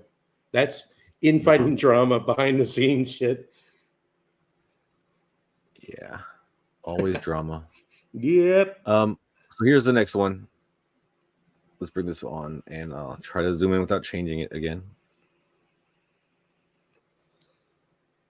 Yep, changed it. What is this one? Have you ever listened to the episode of More Than One God on the podcast, The Ancient Tradition? It shows how Christianity also consists of more than one God. Okay, I'm going to ask the audience to have faith. No, actually, just because your eternal soul is not on the line, you can either trust me or not. Doesn't matter to me. But when I read that comment, when Kaz showed me that screenshot, and I went and I checked out the podcast, and this was well after. I mean, here we are, 2023? When did I make that video? Was that 2020 or 19 maybe? I never had any clue. I didn't know that podcast existed. I went back and checked it.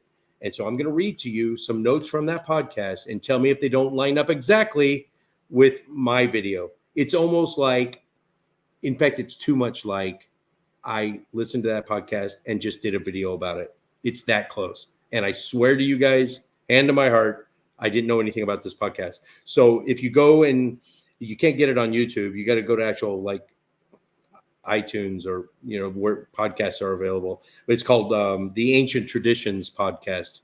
And the episode is called More Than One God. So here's my notes on it. Here's what they say. Tell me if it lines up with what I've said tonight. All ancient religions were governed by some variation of divine council or pantheon. El, the god El, sits at the head of the assembly in Ugarit, Canaan, and later Phoenician.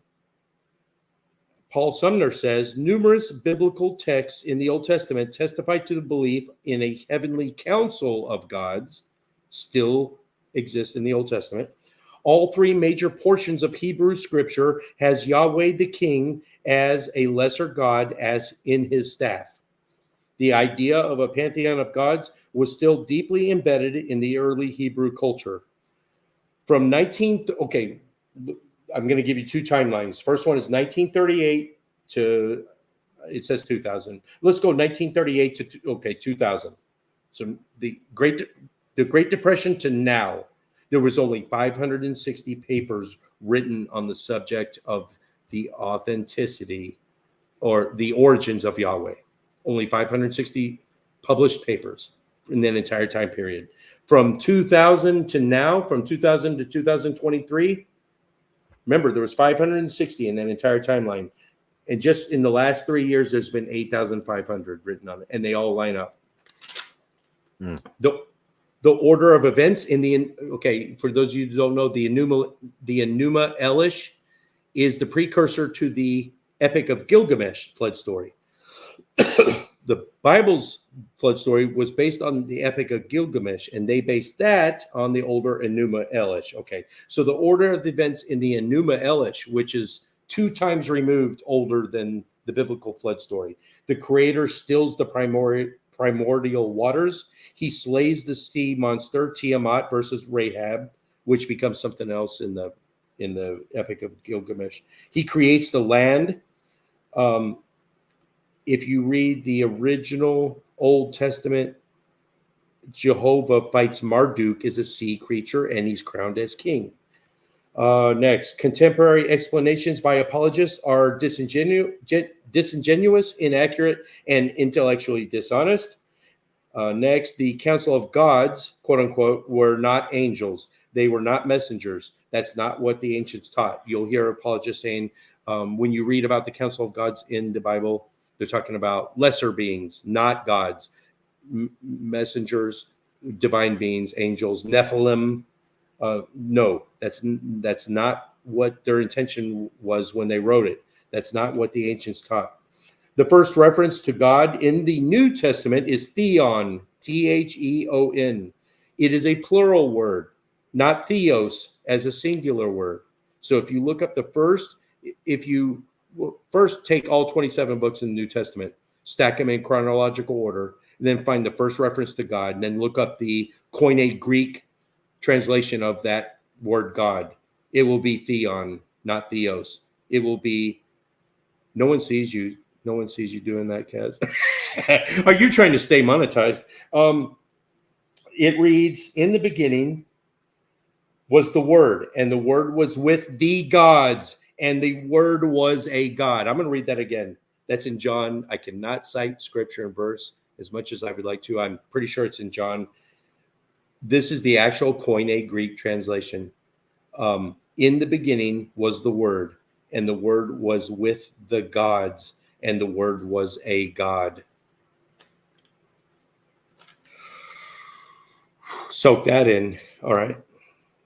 Now you talk so I can vape. Off screen. Interesting.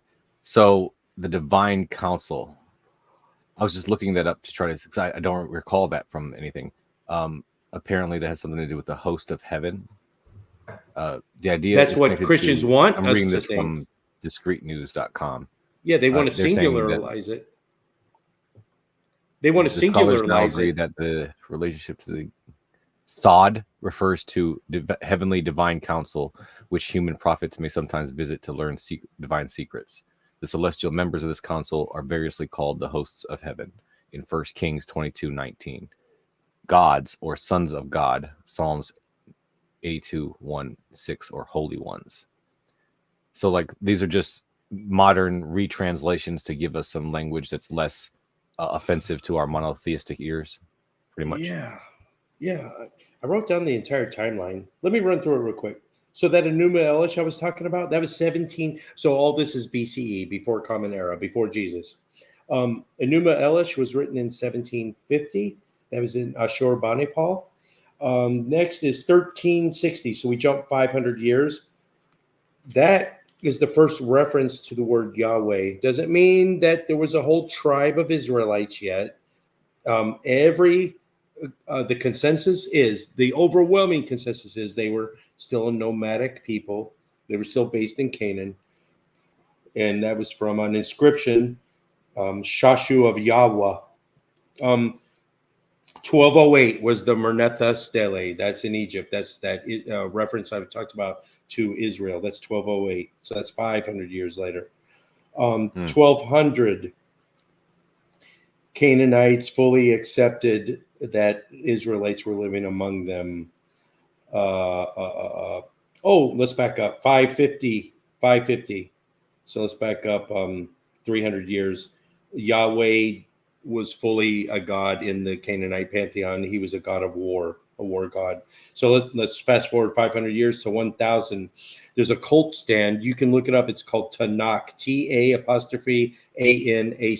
The cult stand of Tanakh is very famous, but it's got Yahweh, Baal, his sister Anat. It's got Asherah on there. It's got El, which isn't Yahweh yet. He's still his own guy. He's still top dog.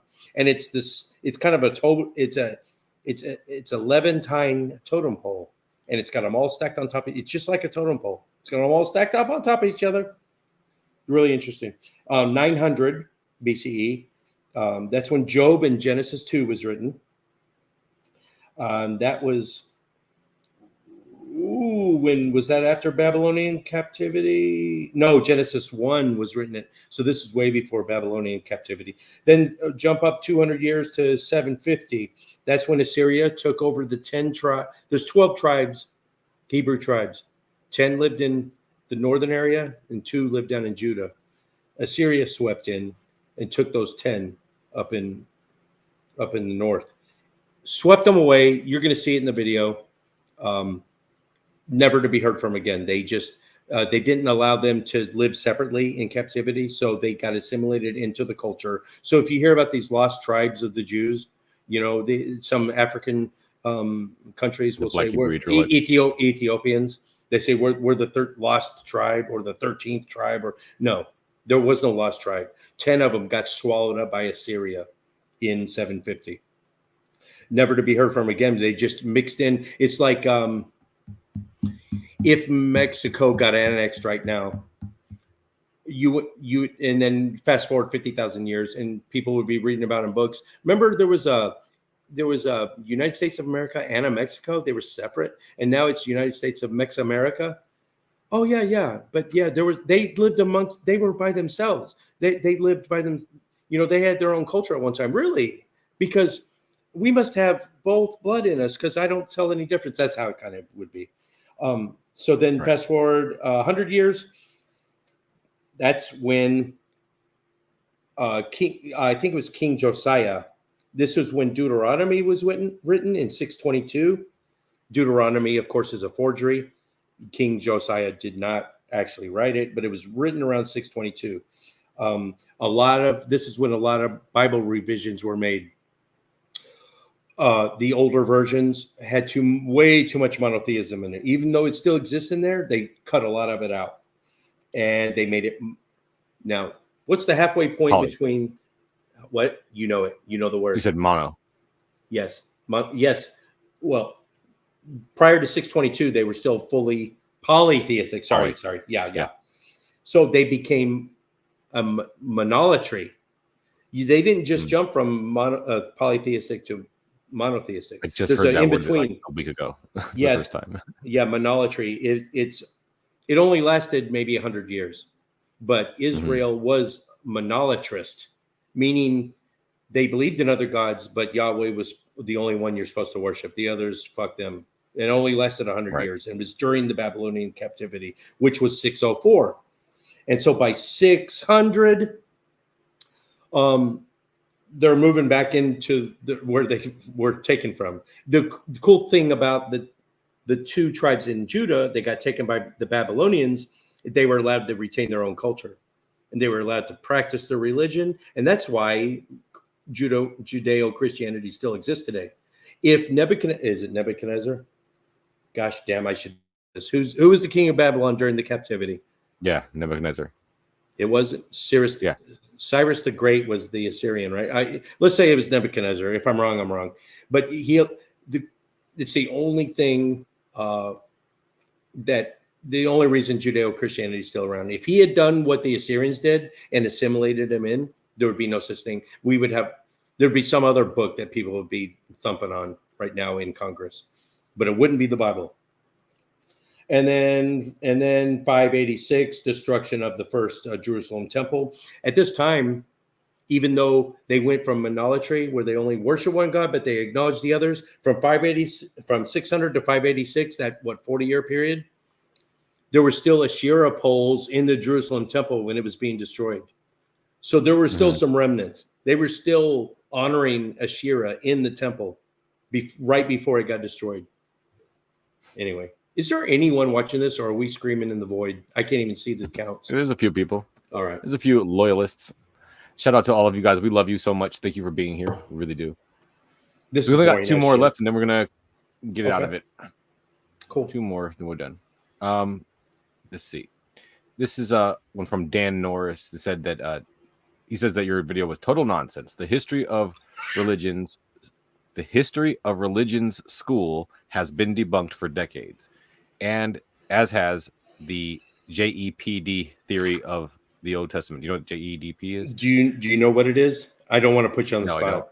It's the documentary hypothesis, and as much as I want to say that this guy's full of shit, he is correct. And see, that's one of the hallmarks of being intellectually honest. Even if it doesn't support what you're saying, having the nuts to stand up and say, yeah, I was wrong. Documentary hypothesis. It's not JEPD. It's JE. There's another letter in there he forgot. And I don't know. The J is the Yahweh. No, I'm sorry. Yahwist, Jehovah, Yahwist. E is Exodus, maybe. P is the priestly, and D is the Deuteronomist. All right, so when I was talking about like when Deuteronomy was written and they went back and changed a bunch of shit, the Deuteronomists were the ones that did that. So the school of thought here is that it's actually 5 letters. The 5th one kind of solidified the other 4. So I see where he's going with JEPD. So it wasn't 4 individual people. It was 4 kind of very brief time frames when parts of the Old Testament were written. And when the priests got a hold of it, they did this to it. When the Yahwists got a hold of it, they did this to it. And they all kind of predate each other. You know, the Deuteronomists got a hold of it, they did this to it. They eliminated some stuff, but most of them didn't eliminate. They just added on to it and clarified some stuff to make it look more monotheistic. So that documentary hypothesis has been debunked. And I say that meaning it's been debunked enough to where we don't use it anymore because it's too overgeneral. Too many changes happened to the Old Testament to put it in these little boxes like the documentary hypothesis. So I'm going to give you guys some more homework. Write this down. It's an old school YouTuber, way before me and Kaz. 2 atheist generations. We can go back to 2000. When was the first strong, popular atheist YouTuber? Like Thunderfoot, Bionic Dance, Non-Stamp Collector. Those guys, the pioneers, right? Non-Stamp Collector. Do you know any of the old pioneers that started this whole? I don't know any of the people you just mentioned. Really? See, I thought that I've been on YouTube for a long time. I'm so goddamn old. This is 2008, 2000. When I started getting into it, I went to the European Atheist Convention in 2009 or 10. Thunderfoot was there. Rebecca. Yeah, I was still a believer at that time. Oh my God.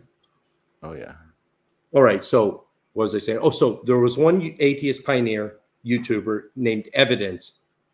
Take out 2 E's and put 3's in his place, and you'll get his name and you can search for him. So Evidence, instead of E's, it's 3's. Oh, Potholer. Yeah, Potholer's another. Oh, he does one of my favorite videos. To this day, there's one video. I don't want to get off track. There's really one video. It's in my top 10 from Potholer. Oh, so Evidence put out a 2-part series. It's just 2 videos, and it's called, I think it's called A History of God, Part A and Part B. So write that down. And I did use that to make this video, and you will see. But I actually did my back research too. But it's especially Part A, the first part. Just watch it, guys.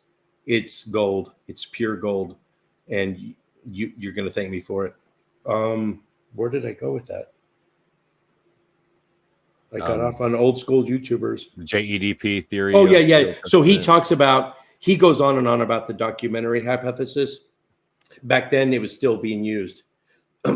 You'll see how it kind of worked when it was usable, but it's not usable anymore. Okay, that's it.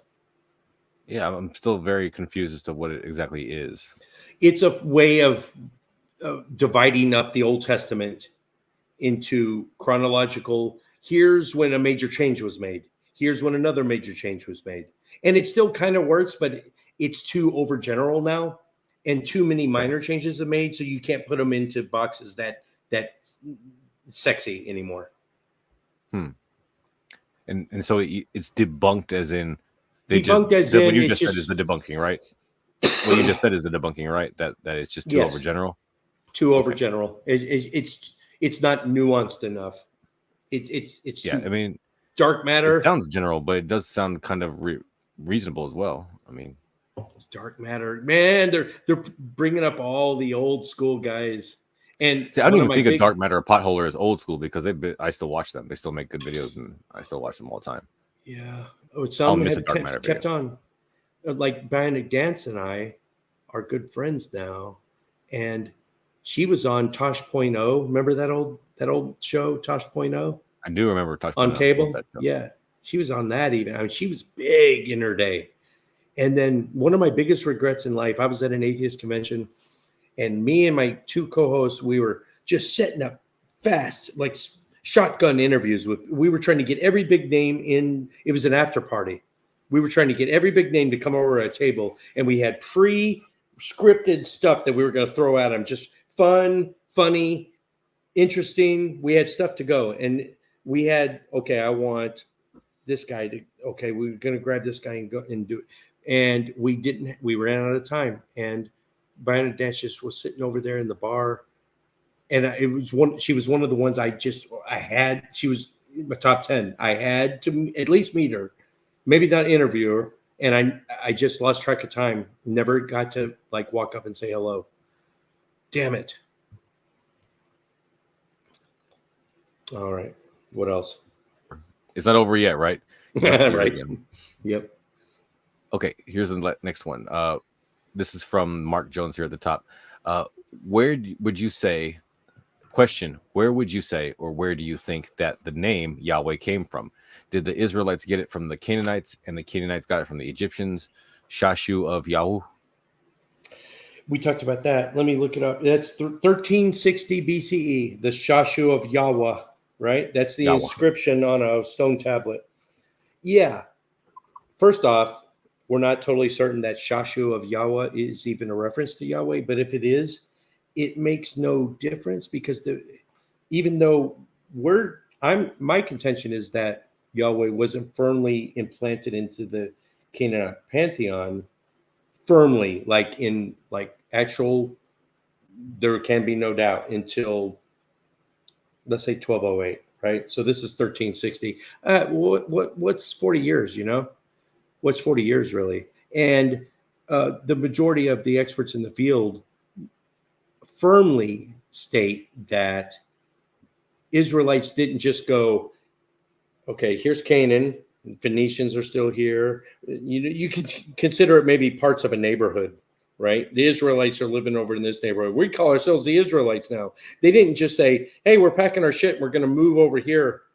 No, it was like a slow, gradual thing. They went out and they were nomadic. Maybe they came back and touched base, checked in from time to time to maybe slaughter a baby and drink some blood. And then, it was like a slow evolution thing. They didn't just pack their shit and leave. There was, it was slowly evolving. What was the rest of that? Let me see what else notes I have. The Egyptian Shashu of Yahweh refers to the Midian nomads in northern Arabia, 1390. What did I say? 1360? Okay, close enough. So the Midian nomads in northern Arabia are referred to the Shashu of Yahweh, not Yahweh, Yahweh, which may have been the earliest settlers of Canaan.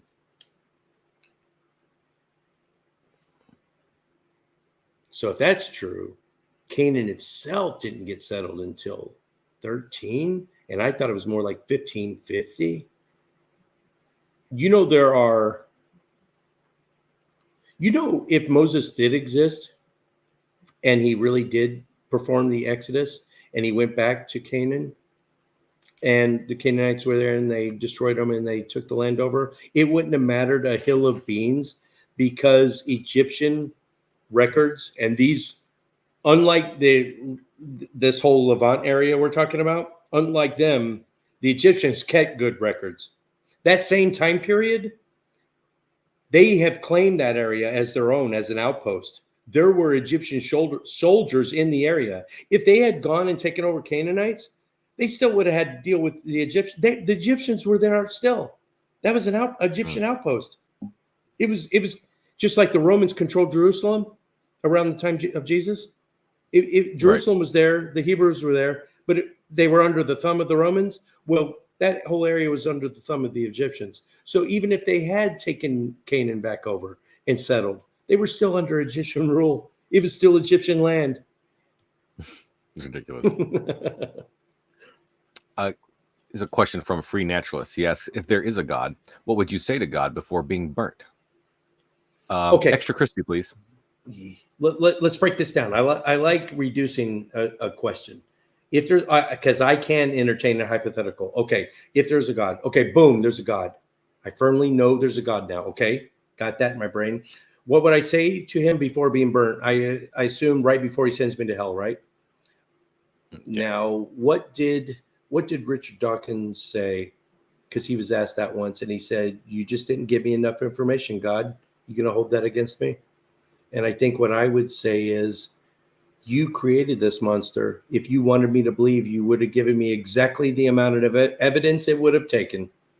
And I think I'm parroting Matt Dillahunty now, aren't I? Yes, I am. See, it's hard to come up with independent thought. That's exactly what Matt Dillahunty says, but that would be my answer too. It's kind of interesting because he's assuming that we would go to hell. That's because we're atheists, but the mainstream you do, according to the New Testament. Most Catholics believe that there are atheists that can get into hell, and that's the majority of all Christians, which makes it the mainstream opinion. With the current popes are infallible. Whatever they say goes. That's still Catholic doctrine, just like transubstantiation. When you eat that wafer and drink that wine, that's literally Jesus's blood and flesh. Not figuratively. It's not an anagram. It's not an analogy. You're literally eating his body and drinking his blood. Transubstantiation is still an actual thing. So when the Pope's infallibility is still an actual thing. So when Frankie, our current Pope, Frankie says, relax, man. He said atheists get to go to heaven. Like a week later, the Vatican was like, whoa. But he said it. So according to at least Catholic doctrine, he's infallible. Yeah. Thanks, free naturalist. But that was totally a copy of Matt Dillahunty's answer. But it is a good answer, though. Yeah, and my answer would be very similar to that. I mean, if I was actually faced with being judged and being sent to hell, assuming that that's the case, then I don't think there's much I can say or do at that point to try to change God's mind. So I'm pretty much going to tell him to go fuck himself, probably. Are we getting close to the wire? We're done. We got no, we're not. We could do this one more. We got one more, right? There are some problems with the construction of your arguments. Yeah, that's right here. He says, this is from Samuel. You know what, Kaz? I had a hard out at 22:30, which was 2 minutes ago. Oh, but I'm having too much fun. No, I'm so sorry. Having too much fun. No. We'll just get through it real quick. He said that there are some problems with the constructions of your arguments by the Hebrews text written later on, but preserved by oral teaching, something that Jewish were really good at. That's something that we believe. It's mentioned how their people would often betray their only God, but could be called by the generic title El, or also by the name Yahweh, by assimilating the Canaanite religions and other tribes and nations' religions too throughout time. So implying that the Jewish God came from the Canaanite religions because he was also worshipped by some people in the Canaanite religion is stretching it too far. It's an argumentative slip and skip. Take this criticism not as an attack, but as good advice and correction. I prefer to connect the origin of the Jewish God to more ancient religions around the region known today as Ethiopia, specifically because the origin of the ancient serpent used in the story of Genesis by the Abrahamic religions. For anyone reading this, I give this tip: search about the most ancient religions in Africa and compare it to the Middle East ones. This was the first, even though I don't agree with any of it, it's the first well thought out and amicable, and it's the first comment that actually put some thought into it. But he did take a big leap of faith there. There's a lot of people that want to trace it all back to Ethiopia or Tanzania, and that where they think the lost Ark of the Covenant is, the lost tribes of Israel, the 13th tribe. Yeah. Let's remember, Egypt is part of Africa, right? I don't think the origin none of it could have started that far south. Like I said, it's somewhere in Arabia, somewhere nomads. I talked about the mountain of Yahoo. Who cares where the actual word came from? When people started saying, hey, this guy X, whatever it is, Yahoo, Yahweh, Jehovah, Yeshu, Shashu, El Shaddai, El Sabaoth. Watch the old video if you guys haven't already. Wherever these words, and we're going to start worshiping him. What I was trying to put together is not that just that he was worshiped. The whole point of the video was they spring into existence all the time. Who even cares where they even come from? It's just that, all right, at this time period, this God was being worshipped. Was he worshipped by himself? No. he was worshipped as the only God, but there were other gods. Oh, it was monolatry. Okay, cool. Let's go before that. Oh, yeah, there's a whole pantheon. Oh, he was in this culture and he was part of this. That's what I'm trying to say. So it really doesn't matter. But here's my notes on the subject. You got the cause and this guy got the cause and effect wrong. The Hebrews did not assimilate the Canaanite gods and beliefs. The Hebrews started off as Canaanites. So the Hebrews didn't leave and begin worshiping Yahweh. They had already been worshiping Yahweh the whole time as Canaanites. That's the one they said, and it makes a lot of sense. You see in the video we're talking about, it makes a lot of sense because they get screwed over. The Jews have been getting screwed over throughout history, and this time period was no different. So of course they're going to pick the war god. They want to be strong. They want to survive. Like the Philistines. They didn't pick Yahweh. When they split off, they picked Dagon. It's some sort of water goddess. The Phoenicians, they didn't take Yahweh with them, or Asherah, or Baal. They took Melkart. I don't even know what Melkart is, but it's probably something to do with the sea people because they were on boats. Edom took Kos, Qos. The Ammonites took Milcom. The Moabites took Chemosh. It just so happened that the Israelites took Yahweh, and for a brief period, Baal, and then turned Baal into Yahweh's enemy. But then they took Asherah too. But when they brought Yahweh, and they said, this is our main God. He can't, but we already had El. He's got to be better than El. What are we going to do? Oh, we'll just say El's another word for Yahweh. So they took his dad, El, and they just gave that name to him. So then you read the Old Testament now. Anytime it says El Elyon, El, the God of the mountains, El Sabaoth, El Shaddai, that El, Israel, struggles against God. Israel. El is the God. That was Yahweh's dad in the Canaan. But they brought him and made him Yahweh. And instead of Asherah being his mom, oh, now it's his wife. That's why Yahweh's wife is Asherah. It used to be his mom. Kind of creepy. Also, one more thing. No. When they split off from Canaan, their beliefs were already baked in. And that's all I have. Sure. I would just like to add to that the idea that these gods came out of Canaan. I mean, how I want to say this is that it's more than likely, in my estimation, that these gods originated before Canaan even existed. That these ideas probably came around before language, around the time language started being a thing in human history. I mean, so the out of Africa hypothesis, they said that it was debunked, right? The reason why it's debunked is because the hypothesis says that it was specifically one big push around 170,000 years ago, right? The facts have shown that it's more like several waves going back even further than that. But it's not that we aren't out of Africa, right? So to me, it just seems like our ancestors migrated out of Africa with this vague notion of gods, and they just kept on being distilled evolutionarily. I've never thought any farther back than 1750 BCE, but that makes perfect sense because you, me, and everyone listening to this can trace. Just go to do and don't do the 23andMe and the Ancestry.com. Do the National Geographic. I've done both.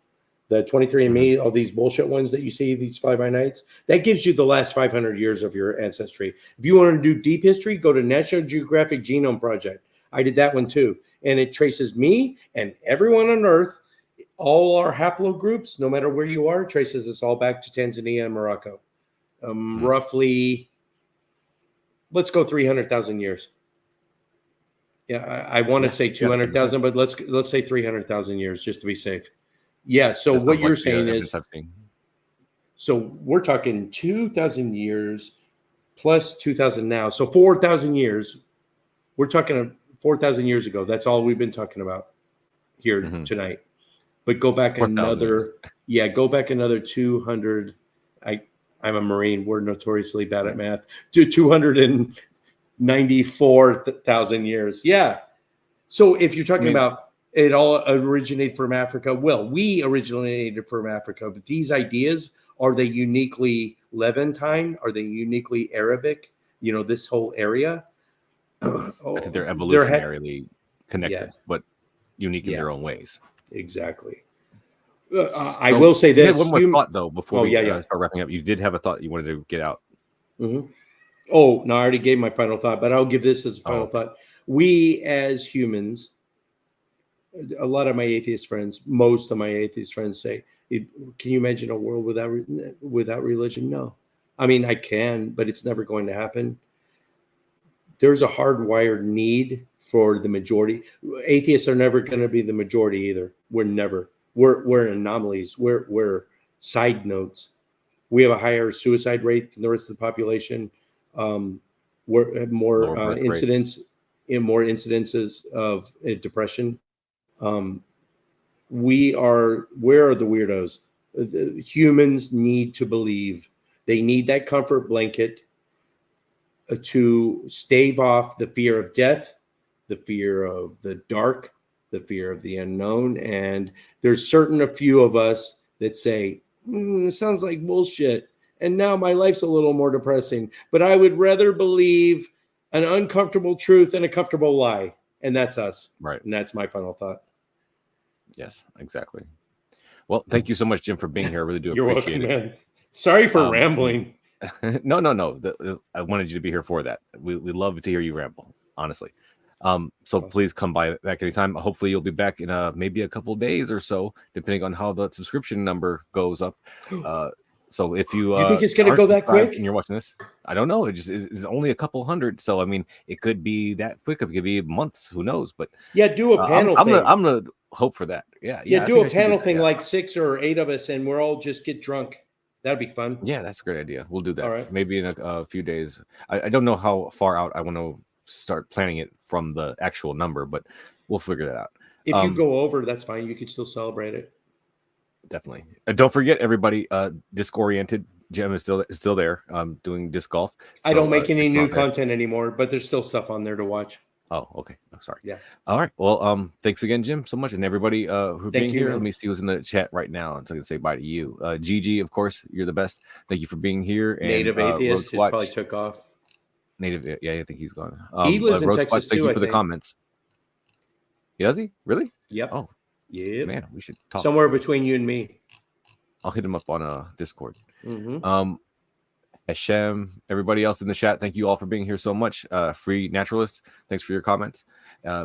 Remember, it's the bridges we build, not the bridges we burn, that give us the edge. Everybody have a great night, and we'll see you next time.